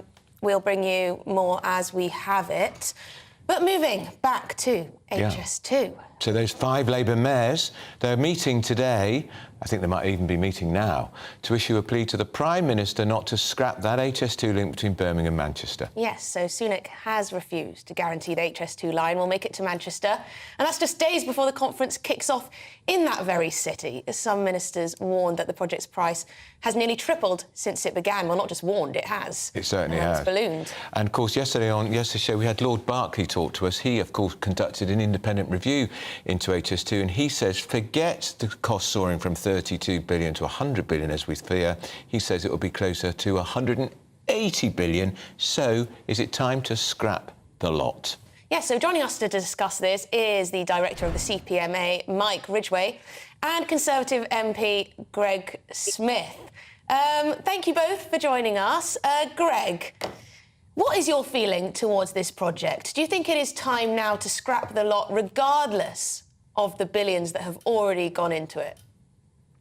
Yeah, absolutely. It was a mistake from the very, very beginning. It was never, ever going to work. It was never going to be affordable. It was never actually going to bring any real value to the United Kingdom. We don't need another north-south route. We need the regional connectivity, particularly in the north, but in some parts of the south of England as well. I'm very much with Tony Barclay on this, that he worked out that you can get the overall loss down to still an eye-watering amount of money, but down to about £8 billion by repurposing some of the land that's already been taken. Now, 8 billion is a huge amount of money to waste, but I would argue it is better to waste 8 billion than spend another 100, 150, 200 billion of taxpayers' money that we just can't afford. For Buckingham, that's one of the areas that's been affected. Do you feel this way because your constituents are telling you how they feel? So, my constituents suffer real, and I don't use this phrase lightly, real human misery in the construction of this project. We've seen farms ripped apart, businesses ripped apart, people's homes that, in some cases have stood for centuries in the Buckinghamshire countryside, knocked down. The impact of the construction of HS2 is absolutely horrendous. I can't underline that enough. But if you go up in the helicopter and you look down at the whole picture, the big piece, the nation can't afford it. We can't afford £200 billion on a railway that is just going to be another route north-south. For a fraction of that money, we could have upgraded the West Coast Main Line. We could have recreated the Great Central Line, which would have been far less destructive, to ensure that we do have the freight routes, that we do have the passenger routes that are necessary. HS2 is, it's a horrible project of government by shiny thing that had absolutely no real business case to start with. And Mail broke the story the other day that now the business case is down to 90p return for every pound spent on HS2. Mike Ridgway, what about that? The business case is... Yes, Greg, thanks for that. Well, let's bring Mike Ridgway in. Mike, what of that assertion that the business case is declining every week, every month, and we know that people won't need trains as much because so many people now can work from home, they can work on Zoom or Teams? I think it's typical of people that think everything you invest in is going to be a failure. This project has been bedeviled by Treasury civil servants' involvement in it all. Now, look, let's look at the holistic effect of large infrastructure developments. Just to let you know, Andrew, I came back from Singapore this weekend, and I've been seeing large projects underway over there. They don't mess about, they don't dither, they get on with it. We can't in this country. Now, where would we be with infrastructure projects if we adopted this approach about the M25? I can remember the rows about that when it was built. What does Stephen think, your MP there, about being a London MP without an M25? Then we got the business of the Channel Tunnel. Oh, we can't build the Channel Tunnel. The Channel Tunnel will never be used. People will be frightened of going in it. And all this not a nonsense. How would we get to the continent now in a low-carbon way without the Channel Tunnel? And I'm afraid people just do not understand the international perspective of government dithering on this sort of project. You mentioned I can go on, Andrew, if you want to talk about what's the situation in the north of England. I'm speaking to you from West Yorkshire, stone's throw from Leeds, where this meeting's taking place. I don't generally support Labour mayors, I can assure you of that. But on this occasion, they've got it dead right. We must carry on with this project to demonstrate internationally and domestically we're capable of building new projects, which once built will be a success. But let's bring Greg Smith back. Why are we so appalling at these major infrastructure projects? And Mike talked about the Channel Tunnel. That was supposed to link parts of Scotland and the north. It never did. They abandoned all of that. So why are we so bad, Greg? I think the way we do infrastructure in this country, and this goes for many projects, but certainly HS2, is incredibly backward. A concept gets floated. In the case of HS2, a concept was floated under the last Labour government, and then we had over a decade rowing about the concept of it, until eventually in 2017 the green light was given, the Hybrid Act was passed for phase one, and only at that point did we start designing the thing in detail, which is, of course, where you then find out that actually you can't go through this bit of land, or there's an ancient woodland there, or there's complicated factors here, or you can't bore under that, or a sinkhole will appear, and all the things that have caused the costs to balloon for HS2. I think if we had a more sensible debate about the detailed design of infrastructure from the very start, we wouldn't fall into these absolute bear traps of projects in the first place. And I would also say that you need to have a bit of a common sense test to infrastructure. The fact that not a single private pound would be spent on HS2, not one investor, not one business group was willing to touch it at all, should have been the big shining red beacon that actually there wasn't the demand for this thing, that this thing wasn't going to fly. Because if the private sector won't touch it, if they can't see the value in it, even for a little bit, it's probably not a good idea. Get Mike back in. I mean, Mike, do you want to come in there? Come in. Look, there are other benefits to this other than thinking how much money we're going to make out of it. What about the reduction of freight? HS2 would take capacity off the rail network to allow more freight to be travelled on the railway. What would that do for decarbonising? Very good. My company in Bradford, in Yorkshire, we employed people from Germany. And do you know what we have to do? We have to get on the M25 every time to go over to Manchester Airport. We did it 65 times in 18 months. Now, if there was a decent infrastructure linked to HS2, then it would take it forward into Northern Powerhouse Rail between Manchester, Leeds, Bradford. We would eliminate all that extra traffic on the roads. And lastly, I make the point, will take 37 minutes to get from London to Birmingham on HS2. Now, would we need a third London runway if we could get to Birmingham in that time and use Birmingham Airport? I mean, there's a lot of these unforeseen consequences. Mike, do you think there should be? Sorry to interrupt you, but do you think there should be any limit on the amount of money the government puts into this project? Because it is our money, it is taxpayer money, and if a project is so massively over the original estimate, surely we need to rethink. And you compare to, the Channel Tunnel and other projects, but surely each project needs to be assessed on its own terms. It needs to have its own cost-benefit analysis. It's not just, oh, well, we did the M25, so therefore this is a good project. Yeah, but if you could rely on the calculations that come out of the Treasury, that's one of the problems with all this. It wasn't really thought through like that. I mean, we've just got to take into account that we've spent the money, and we had to look how much money did we spend on PPE? 30 billion. Nobody's having a big hoo and high cry about that. Right. Two wrongs don't make a right, do they? Mike? No, they don't, but it indicates how you take on things. Right. Let's go back to Greg for the last word. Greg, the Tories are gathering in Manchester. I cannot believe for a second that Rishi Sunak is going to allow the cancellation of this project just before you gather in Manchester for the Tory conference. You can imagine what a field day the Labour mayor will have up there, Andy Burnham, and all those other Labour mayors who, by the way, don't appear to realise their own leader trashed HS2 in the House of Commons 5 years ago.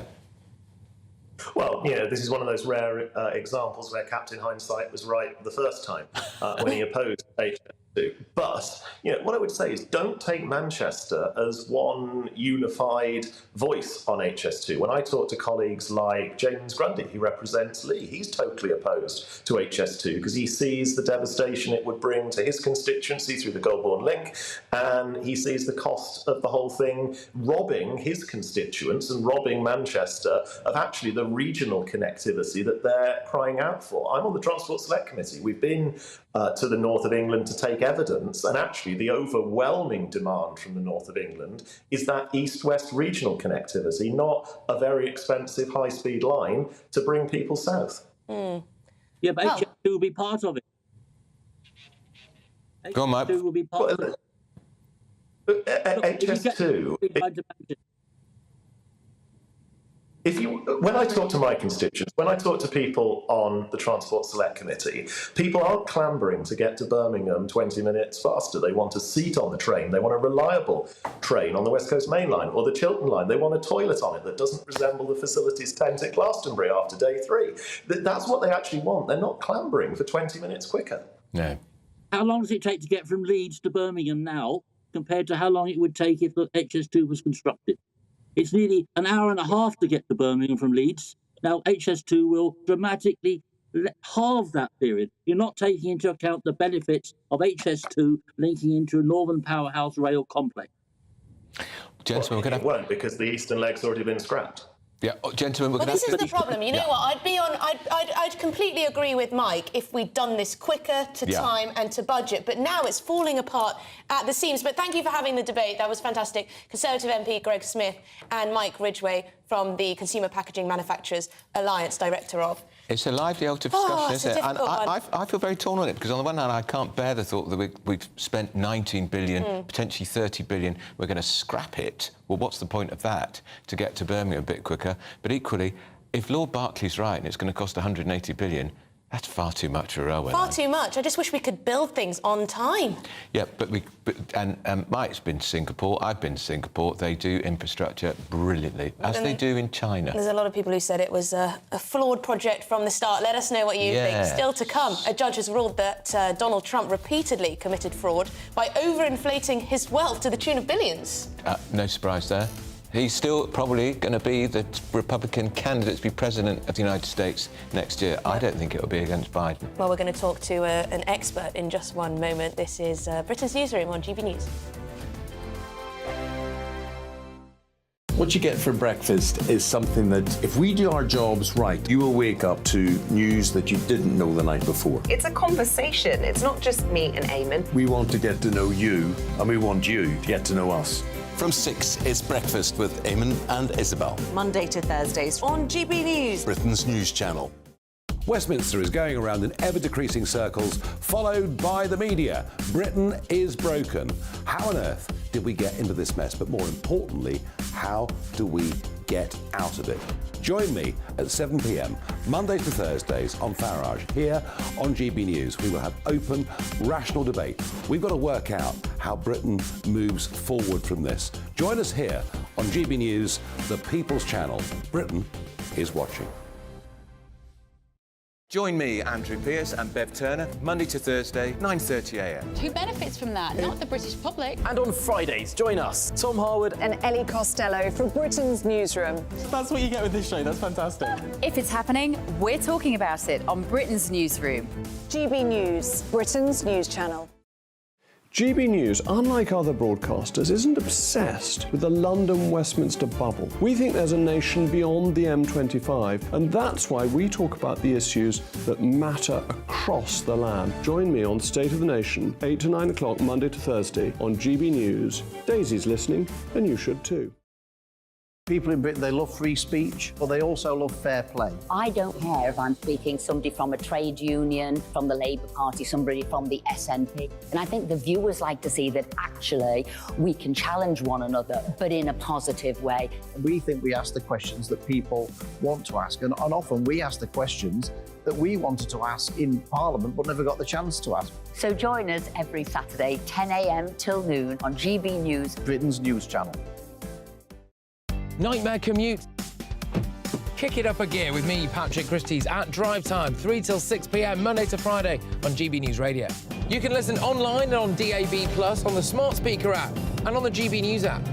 And if you've got an Alexa, all you have to say is, Alexa, play GB News. We're also on TuneIn and the Radio Player apps.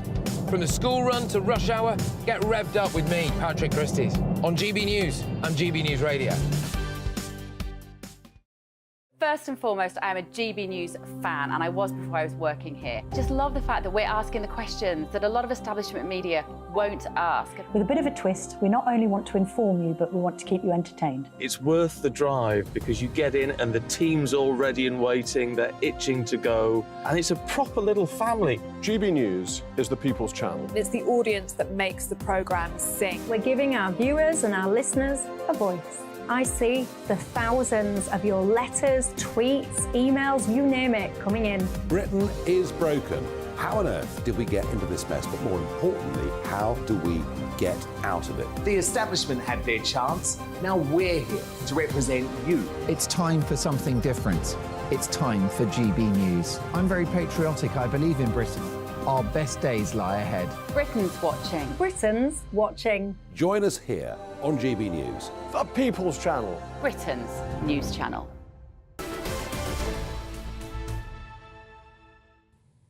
It's 11:22 with Britain's News on GB News with Andrew Pearce and Emily Carver. Yeah, you are. Now we're going over to the States, if my words will come out properly. A New York judge has ruled that Donald Trump repeatedly misrepresented his wealth by hundreds of millions of dollars to both banks and insurers. So this is what the Attorney General of New York, Letitia James, had to say. We're filing a lawsuit against Donald Trump for violating the law as part of his efforts to generate profits for himself, his family, and his company. Donald Trump says the ruling is false, and he lashed out on social media. He's written, "I have been unfairly sued by this Trump-hating Democrat Attorney General of New York State." You wouldn't expect anything less, really. Yeah. Well, Greg Swenton's here from Republicans Abroad.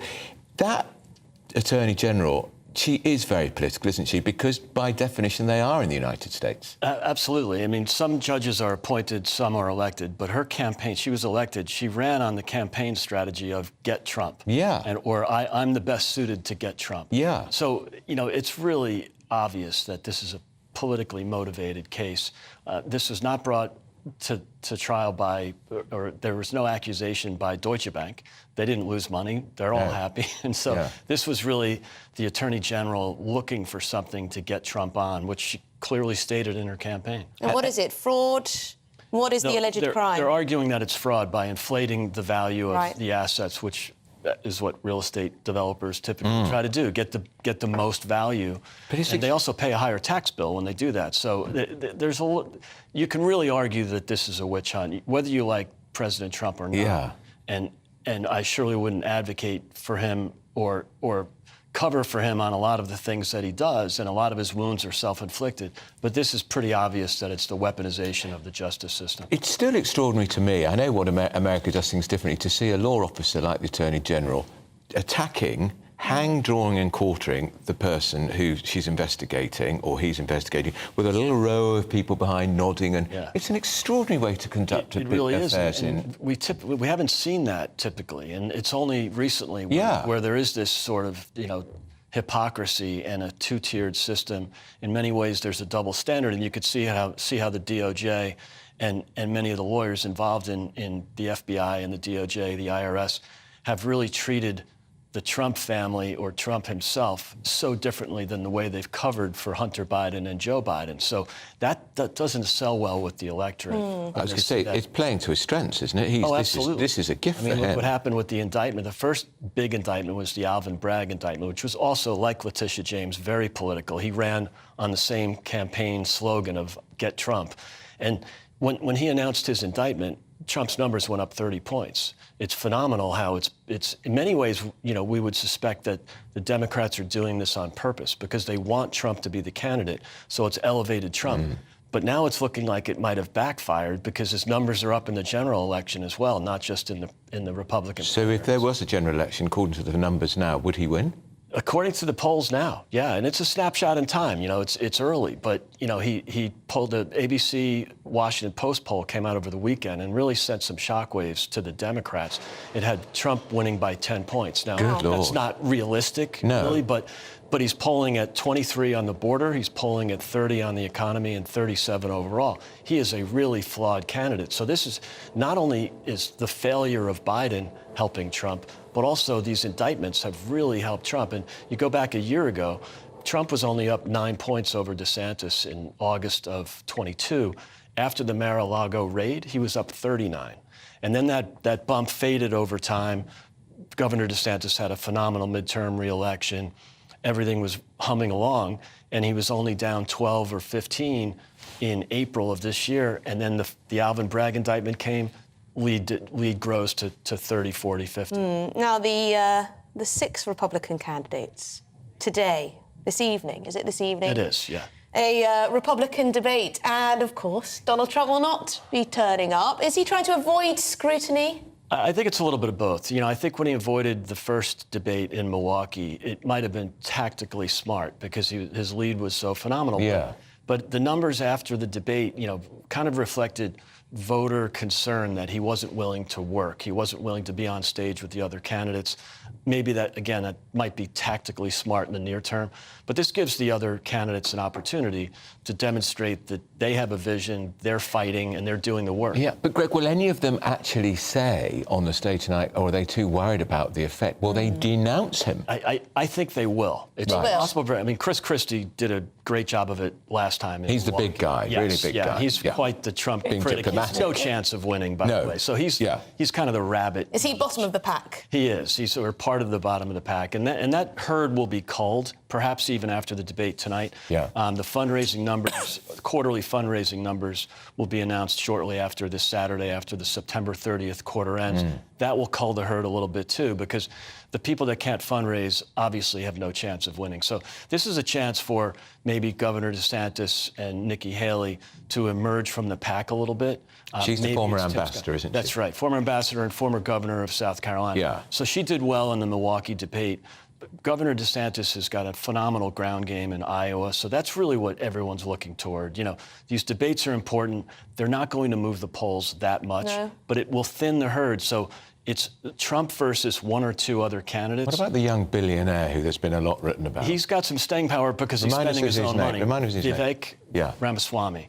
And he's but he's running to be vice president candidate. Yes, isn't he was starting to shine a bit, wasn't he? But he knows he's going to be the running mate, not the presidential candidate. He's speaking so highly of Trump all the time. Yeah. It's like, are you really running against him or not? But I think, you know, Vivek has staying power only because he's bankrolling his own campaign. The other candidates, especially besides Governor DeSantis, don't have the fundraising prowess that he has. So you'll see some drops. So ultimately, I think what the other candidates would want is one candidate, maybe two, running against Trump. Because if it's 6 or 7, then they'll just split the non-Trump vote, which is what happened in 2016. He was winning early primaries with only a third of the vote. But the other 2/3 was split 8 or 10 ways. So that's not sustainable. So I think hopefully with these debates, we'll get down to one or two candidates. I hope it's Governor DeSantis. He's got to raise his game, though, hasn't he? Because he was doing so well, and then he sort of faded away, Greg. But look at the timing. You're right, Andrew, but look at the timing. He was only down 9. He was doing great. And then the Alvin Bragg indictment, and then the 2nd, 3rd, and 4th, and, of course, the mugshot. Trump was able to raise $7 million the day after the mugshot. Looking like a criminal. It's amazing. And so it's counterintuitive. But I do think that the left and much of the legacy media in the U.S. wants Trump to be the candidate because they think he could lose, but that's changing in the last week or so. Just very quickly, what are the dividing lines at the moment within the Republican Party? Is it mostly the economy? Is it immigration? Is it environmental issues? What is it that sets these candidates apart from one another, apart from not being Trump? Not very much. Okay, so there's each one of them has a lane or a vertical. So Vivek has the populism. Mike Pence has traditional conservatism. Nikki Haley's more of a moderate. So, you know, everybody's got something. I think DeSantis has the best package because he does have a populist following. He is a true conservative, but he's also got the track record. You know, he won his state by 19 points in November. Now that's pretty phenomenal in a state like Florida, which was a swing state only 2 years ago. Only got 30 seconds. Our Home Secretary made this keynote speech in Washington last night. The New York Post, in an editorial, said if only American politicians could make the case about what's wrong with immigration and as well as Braverman. And she went down a storm, didn't she? Most of them will. And that's why, to answer your question, Emily, there isn't a lot of difference in terms of policy. So the immigration or illegal immigration will be a very big topic. And it's been a complete disaster under President Biden. Yeah. And so that helps Trump in one way. But Trump didn't really do that well on immigration. It was better than Biden. That's an understatement. But he didn't build the wall. So I think some of the other candidates can come in and say, OK, President Trump talked a big game in 2016, definitely had a reduction in illegal immigration, night and day compared to the failure of the Biden administration. But who could be more effective at getting it done? What Trump can really run on is the economy. But all of the candidates will run on the economy. You know, supply side, reducing regulatory burden on the private sector, and of course, keeping taxes reasonable. Pro-growth, traditional Republican, I guess sunny optimism will there's probably a difference of opinion when it comes to protectionism versus free trade and all that. That's all we've got time for, Greg. True. Thank you Great so to be much here. for coming Thanks. in and talking to us, Chair of Republicans Overseas UK, Greg And we might Swenson. talk to you tomorrow about who did best tonight. Absolutely. Oh, that would be good. Happy to We'd love to know. Yes, please. Yeah. Right, well, still to come, London Mayor Sadiq Khan's lead in the polls is under threat, quite a threat. Good. Yeah, we'll get into that. Yeah, here's the news there with Rihanna.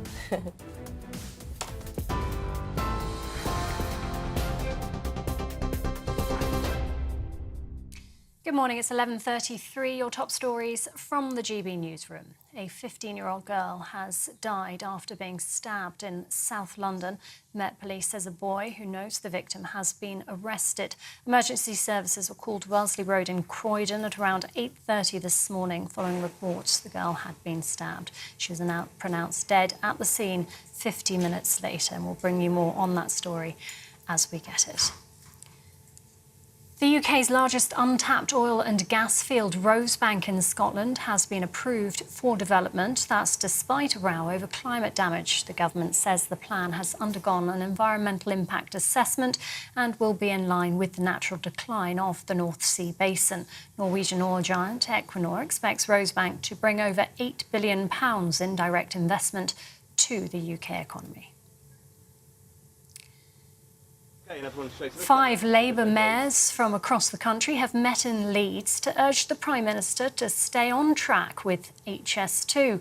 They warn the failure to deliver in full will leave swathes of the north with Victorian transport infrastructure unfit for purpose. Rishi Sunak faces political backlash over reports he's considering axing the link between Birmingham and Manchester amid soaring costs. And the United Nations has rejected the Home Secretary's calls for international law on refugees to be changed. In a speech in Washington, Suella Braverman suggested the UN 1951 Refugee Convention needs updating. She argues fearing discrimination for being gay or a woman shouldn't be enough to qualify for international refugee protection. Ms. Braverman says a misguided dogma of multiculturalism has allowed people to come to the UK with the aim of undermining the stability and threatening the security of society. And you can get more on all of those stories by visiting our website, gbnews.com.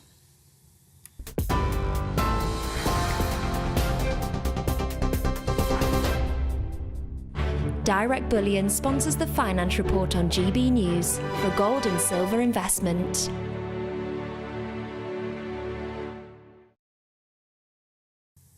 Here's a quick snapshot of today's markets. The pound will buy you $1.2150 and €1.1505. The price of gold is £1,560.13 per ounce, and the FTSE 100's at 7,608 points. Direct Bullion sponsors the Finance Report on GB News for physical investment.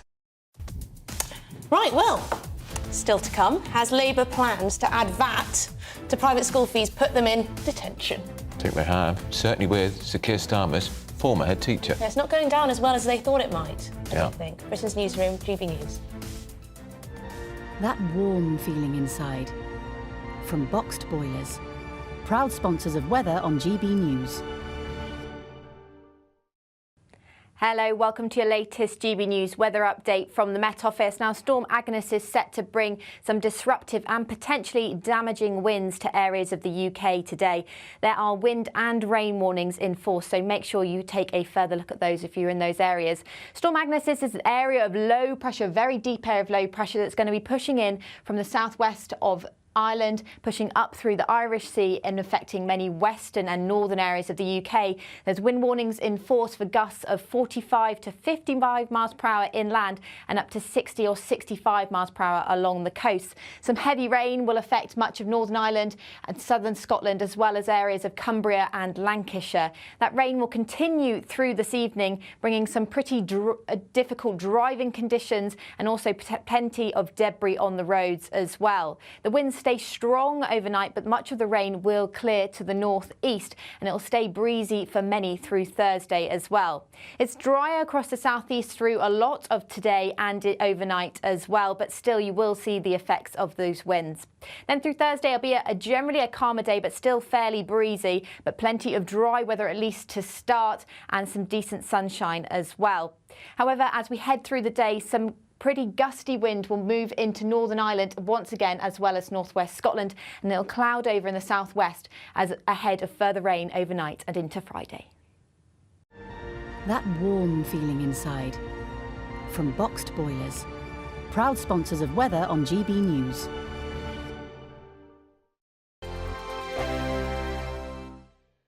Monday to Thursday, 9 p.m. till 11 p.m. Join me, Dan Wootton, for 2 hours packed full of unfiltered opinions, unique takes, and fiery debates. I guarantee you blockbuster guests and exclusive reporting with no spin, no bias, no censorship. I think there is a culture of collusion, quite frankly. And no reason to go to bed. That's Dan Wootton tonight on TV, radio, and online. Monday to Thursday from 9 p.m. till 11 p.m. only on GB News, Britain's news channel. The Live Desk with me, Mark Longhurst. And me, Pip Thompson. It's here Monday to Friday on GB News. From midday, we'll bring you the news as it breaks, whenever it's happening and wherever it's happening, from across the UK and around the world. Refreshing, feisty, but with a bit of fun too. If it matters to you, we'll have it covered on TV, radio and online. Join the Live Desk on GB News, the People's Channel, Britain's news channel. Join us every night on GB News at 11 p.m. for Headliners, which is 3 top comedians going through the next day's news stories, which is exactly what you need, because when the establishment has gone crazy, you need some craziness to make sense of it. Headliners. You don't have to bother reading the newspaper. We've got it covered for you. Every night at 11 p.m. and repeated every morning at 5 a.m. We won't send you to sleep like some of the other paper review shows out there. So join us 11 p.m. every night on GB News. The People's Channel, Britain's news channel. So Jubes and Kerr, we tackle the issues of the day with real robust debate, both sides of the fence, battling it out with me in the middle with my forthright opinions and views. And often really interesting things happen because you start with a position and then by the end of the debate you find actually, well, I might not have thought about that one. What we need in this country is 2 new political parties. You should maybe think about doing a 2024 calendar. I'm Michelle Dewberry and I'm keeping you company right through until 7 o'clock this evening. GB News, the People's Channel, Britain's watching. In a world of dull and predictable radio and TV shows. Oh, hi. On Mark Dolan tonight, we've got big guests. We drill into the big stories of the day. The show adds up to a brilliant listening and viewing experience. Mark Dolan Tonight is the most entertaining current affairs show ever, and that's a fact. That's Mark Dolan Tonight, Friday, Saturday and Sunday from 9. Only on GB News, Britain's news channel. Like all families, we have arguments every now and then, but actually we agree on what the mission of GB News is, and that's the most fundamentally important thing. GB News provides the kind of platform that lets all voices be heard. We don't hold back. We're free to say what we really think. Just because some people who live in a tiny little Westminster bubble think that their particular story is important, that's not the most important story for me. And often there will be difficult stories, stories that you won't find on the establishment media. Because what people think in the north of England may be very different to what they're thinking in the home counties. We're going to carry on telling the world what life is really like for households up and down the UK. We love to be in your car, in your kitchen as you're having your breakfast. Whatever you're doing, you are part of the show. If it matters to you, it matters to us. Britain's watching. Britain's watching. Britain's watching. We're proud to be GB News, the People's Channel, Britain's news channel.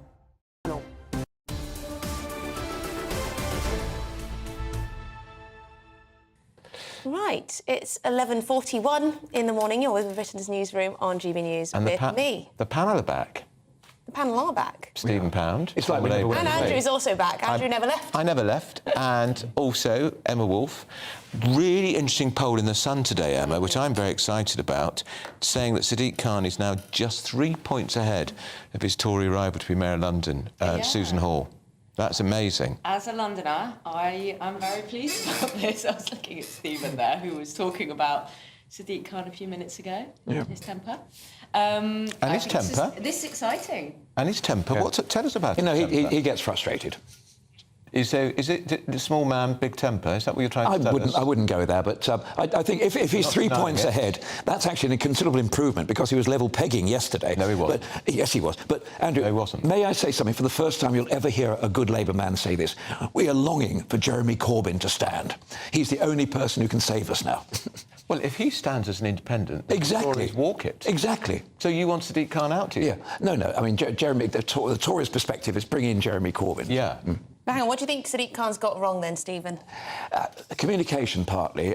There's been a series of problems there. I mean, the idea of... Do you remember that all-white family saying that they don't represent London? Oh, that was appalling. Yeah, well, it was dreadful, is it? And I think ULEZ... He blamed his staff, which was even worse. OK, well... Or the boss. Yeah, deputy heads must roll. Look, the thing with ULEZ is, obviously Boris Johnson's ULEZ scheme, which was introduced and then endorsed by Grant Shapps as Transport Secretary, is actually a good idea. But it was rolled out too quickly, without actually thought about compensation for people, without actually thought about mitigation. It was done too quickly, too brutally and too fast. Stephen, very clever, but not clever enough, I'm afraid. It's not Boris Johnson's expansion of ULEZ, it's Sadiq Khan's. The Tories oppose Boris Johnson's introduction. That's different. Yeah. This is the expansion, which means every London borough, 32 of them, which means millions of people coming into London from all over the country will have to pay £12.50 every day of the year for 365 days of the year. It's a shocker. Yeah, and I can't believe you're saying it's just communication. That's just not... No, I said that's one aspect of it. No, the policy, look, the police are not working. Feel the policies are completely mad, but also that he just is a kind of little dictator, that he just makes decisions, isn't consulting. Things like ULEZ really damage people who work, people who need to drive their cars. He hasn't thought about what you do with all of those cars that he will not allow into the city. The cost of it all. I know. really Look, don't think it's a fair point. I think the issue, his behaviour with Cressida Dick, I think, was difficult, and I'm very unhappy about it. Yeah, well, also the way in which it was done. But look, I mean, I'm getting a new greenhouse on my allotment, and I've just had an email saying, you're going to have to pay an extra £12.50 because of the ULEZ thing to bring in the greenhouse from Gloucestershire. So it does affect people, but ultimately, look, do you remember it was brought in at the end of the month? There hasn't been a huge uproar. Most people in London, 90% of them, their cars are ULEZ compliant. People have lost huge amounts of work. Yeah, and cameras are being vandalised, they're being blocked. Well, you don't endorse that, Andrew, surely. I don't, but you're saying there's been no reaction. Hundreds of these cameras have been taken out. People are enraged. There is a great civil unrest protest going on here, and if you don't get that... But road mileage has not decreased, has it? But what about the proof? What about the actual proof, documentary evidence that the ULEZ scheme really wasn't going to decrease pollution and improve people's life chances and all of that, particularly? What do you say to all Well, I have to say, I will not defend what happened. You remember when one of the deputy mayors tried to finesse or tried to finesse, the report from Queen Mary College. Amp up the proof but no argument about that. But look, I don't think most people accept that ULEZ has worked in central London. I think we can accept that. Well, I don't know. No, actually, no. As a cyclist who cycles around with a small child on the back, I don't think that London has got any... The traffic, the pollution, and the general kind of congestion has increased. To be honest, I think they've made... well, not arranged or the cycle lanes very well in London, and I think what the impact it has is more congestion, which means more pollution. Should we move on to another thing? I just want to name the deputy mayor, in case Stephen forgot the name, was just because he's probably... Remind me. Shirley Rodriguez. Yes, that's the one. She still holds the one. And she still has the job. Of course she does. Yeah. Well, should we move on to another controversial Labour... yes. This is private schools. Some people are saying this is... the start of a class war. The first thing Labour are going to do, apparently, is slap VAT on private school fees. Should this be a priority? I'm not sure it should be a priority. It should certainly be a policy, and it's very, very sensible. Look, private schools, the commercial sector in education actually entrenches privilege. The fact that we've had all these, prime ministers from You're never going to be able to get rid of privilege. If it's not a private school, it'll be additional tutors. But can I just say there's a difference between within the commercial sector. There are some private schools which are out-and-out commercial. They advertise in China, they have little offices, and the other ones, particularly the faith schools. And I think some of the faith schools, I think they should not be included in this because they are charities. In the private schools that pay dividends to their shareholders, damn right they should. I've never understood the rage and the politics of envy around private schools. People are allowed to choose what they spend their money on. People are allowed to go and buy... but don't give them a tax break. Why give them VAT exemption? People are allowed to go and buy expensive cars or go on expensive holidays or spend their money on Sky News, Sky TV subscription, satellite channels. But when you spend your money, when you save up, like my parents did, to send your children for a private school education, which, by the way, relieves all the pressure on all the other schools that we have a lot of pressure on already... Why is there so Listen, much nobody anger gives about you a that when discount on your Sky TV channel, do they? Nobody gives you... So why should we give private schools a discount? Well, let me tell you What is wrong with spending money on education? Because the reason they get the 20% VAT is because they are pledging they will be spending money. But of course they're not. You know and I know. And they do. Bursary schemes. They do. They provide bursaries, scholarships. They provide... Most of the bursary schemes are funded externally. We all know that. Stephen, this is obviously just a blatant attempt from Labour to stir the pot. Yes, of course it is. Absolutely. The haves and the have-nots. Yeah, absolutely. What they don't and they're going to come a cropper. Is that actually a lot of these schools have a lot of very aspirational ethnic minority kids whose parents have skimped and saved parents from the grandparents, the great-grandparents to try and pay the fees, you know? But it's not all white... You take all private schools out of the system and you'll see how our education system is But do you really struggling want a two-tier education system in this country where you've got the sheep and the goats, where the people who are aspirational go up there and everybody else loses? I'm sorry. Stephen, don't be so naive. Yeah, I would like to see every school being an Eton, to be perfectly honest. You can't get out of your head the idea of Eton and Boris Johnson and David Cameron. That's what you're thinking of, but the school, the parents who'll be affected won't be sending their kids to Eton 55. And they won't be affected by it anyway, they won't There'll be care. the small, rural, private school that will close because of this act of vindictive vandalism. If you're paying £42,000 a year to send your child to a private school, then 20% on that is what, 8,000? It's not going to make a huge difference. I take your point. Go on, your point. But do you not accept that there are some private schools which are simply commercial entities and they pay shares to their dividends to their shareholders? Yeah, and? So, well, I'm sorry. And your point is? If you're going to go with capitalism, by all means do it. Like, we're all capitalists, but let's not give them a discount. Why give them VAT exemption? The education system in this country. Sorry, That's not mutually exclusive. We need to improve. There's already a 3, 4, 5-tier system in this country amongst state provision. There are parents who know what they know where the best schools are. I'm dealing with catchment areas and all sorts. There are parents who know what and then there are parents who don't know and just send their kids to the local school. Let's improve the education system. Why are you attacking private schools? Can we agree on that? Yeah, yes. We can agree on that. We need a better state system as well. Yeah, and if they close as many schools as we think this will close down, that'll be 40,000 more kids in the state system. Where are they going to go to school, Stephen? And they will choose the best schools, and they will take the best teachers. Oddly enough, we have vacancies all over my part of the world because of the falling birth rate and the fact people are leaving the country and returning to Poland. Do you know what it is for me? The left can't accept or won't accept that there will always be privilege. Even if you got rid of all the private schools in the land, even if you took away, if it was taxed welfare. It's the obsession with private schooling, though, which really gets me, because people are free to choose how they spend their money. And some parents save up to send their children to private schools. I want to abolish second class. Let's not forget as well, Keir Starmer's own head teacher has condemned this plan because, of course, Keir Starmer School was a grammar school, which then became a fee-paying school, and he was allowed to remain. He was okay. He benefited from a fee-paying private school. It was hardly his fault, then, was it? No, I'm not saying that, but his own head teacher said this plan will hit kids like Keir Starmer.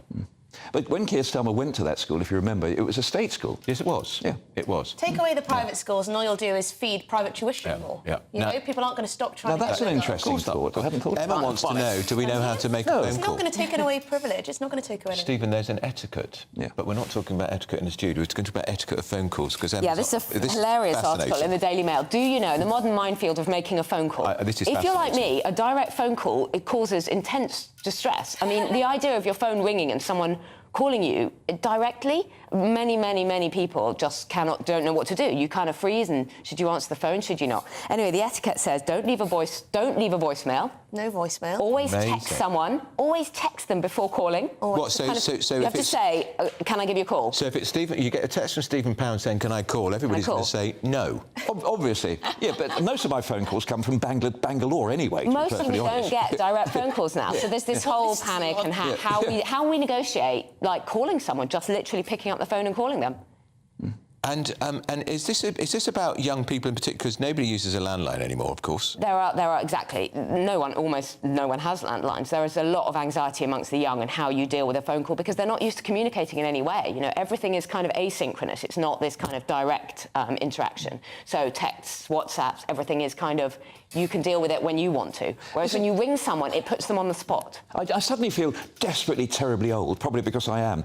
But I remember, when in my courting days, back in the last century, we used to queue up outside the phone box in Munster Road in Fulham because we'd know that somebody would ring us at 6:05 or 6 minutes past 6. But, and it was quite romantic, a great long queue going down, the Fulham Palace Road.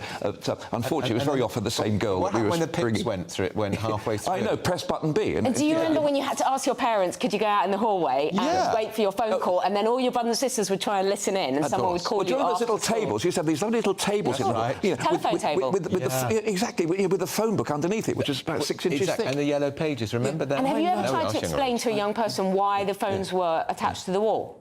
I don't know why they were attached to the wall. Welcome to the nostalgia. I can't imagine agreeing to be somewhere to meet someone and having to be there without, finalising and confirming. On your way. I'm late. Well, that's you just how have it to was. trust. I know, that's how it was. You must be stood up on dates all the time, right? Because people I can't believe you ever got changed. stood up, ever. Well, Andrew? No, on a date, if someone didn't turn up, you had no way of contacting them. You stood outside the Odeon. That's right. And you waited and you waited. And it was brutal. It was brutal. And maybe you'd find a phone box in your Tempe, but who would you ring? It's that Sandy Shaw song. So you wait and wait, girl don't come. It's like that Thomas You had Hardy a date poem. for 8:30 tonight. Were you ever stood up on a date? Frequently, virtually 90% of No, I don't believe that. Now they just call that's it all we've got time ghosting. for. Thank you very much, Emma Wolf, and thank you very much, Stephen Pound. You've been great panellists, They always news are. readers, paper readers. You've never stood me up. Please. What's coming up is the live desk with Mark Longhurst and Ellie Costello. What is coming up on the show? Yeah, sorry, just getting a text from someone called Stephen Pound. Anyway, I'll ignore that. Coming up, the UK's biggest untapped oil field is open for business. The government says it's going to generate billions and provide energy security. However, the opponents say it's environmental vandalism and morally obscene. Also coming up, the Fab Five rooftop concert in Leeds. The Labour mayors urging the government to let it be and not derail HS2. Rishi Sunak facing growing pressure from within his own party too. He might be saying help. Whilst Elton John joins the chorus of condemnation over the Home Secretary's comments on gay asylum seekers and her assertion that multiculturalism is a misguided dogma. The latest reaction to that misguided, or is it divisive US speech? All coming up. Stay with us. There's houses all around there. Thanks, Mark. That sounds like an excellent show. Andrew, will you pay attention? I was talking to the fabulous Emma Wolf. We've come to the end of our show. Stay tuned. We'll be back tomorrow at 9:30. It's the live desk now. Stop flirting. The temperature's rising. Boxed Solar, proud sponsors of weather on GB News. Hello, welcome to your latest GB News weather update from the Met Office. Now, Storm Agnes is set to bring some disruptive and potentially damaging winds to areas of the UK today. There are wind and rain warnings in force, so make sure you take a further look at those if you're in those areas. Storm Agnes is an area of low pressure, very deep area of low pressure that's going to be pushing in from the southwest of Ireland, pushing up through the Irish Sea and affecting many western and northern areas of the UK. There's wind warnings in force for gusts of 45 to 55 miles per hour inland and up to 60 or 65 miles per hour along the coast. Some heavy rain will affect much of Northern Ireland and southern Scotland, as well as areas of Cumbria and Lancashire. That rain will continue through this evening, bringing some pretty difficult driving conditions and also plenty of debris on the roads as well. The winds stay strong overnight, but much of the rain will clear to the northeast and it will stay breezy for many through Thursday as well.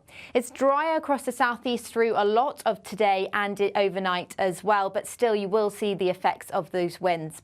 Then through Thursday it'll be generally a calmer day, but still fairly breezy, but plenty of dry weather at least to start and some decent sunshine as well. However, as we head through the day, some pretty gusty wind will move into Northern Ireland once again, as well as northwest Scotland, and it'll cloud over in the southwest as ahead of further rain overnight and into Friday. The temperature's rising. Boxed Solar, proud sponsors of weather on GB News.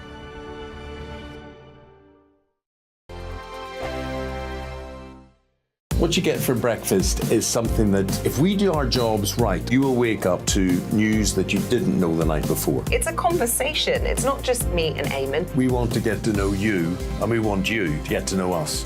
From 6, it's Breakfast with Eamon and Isabel. Monday to Thursdays on GB News. Britain's news channel. Westminster is going around in ever-decreasing circles, followed by the media. Britain is broken. How on earth did we get into this mess? But more importantly, how do we get out of it? Join me at 7 p.m, Mondays to Thursdays on Farage, here on GB News. We will have open, rational debate. We've got to work out how Britain moves forward from this. Join us here on GB News, the People's Channel. Britain is watching.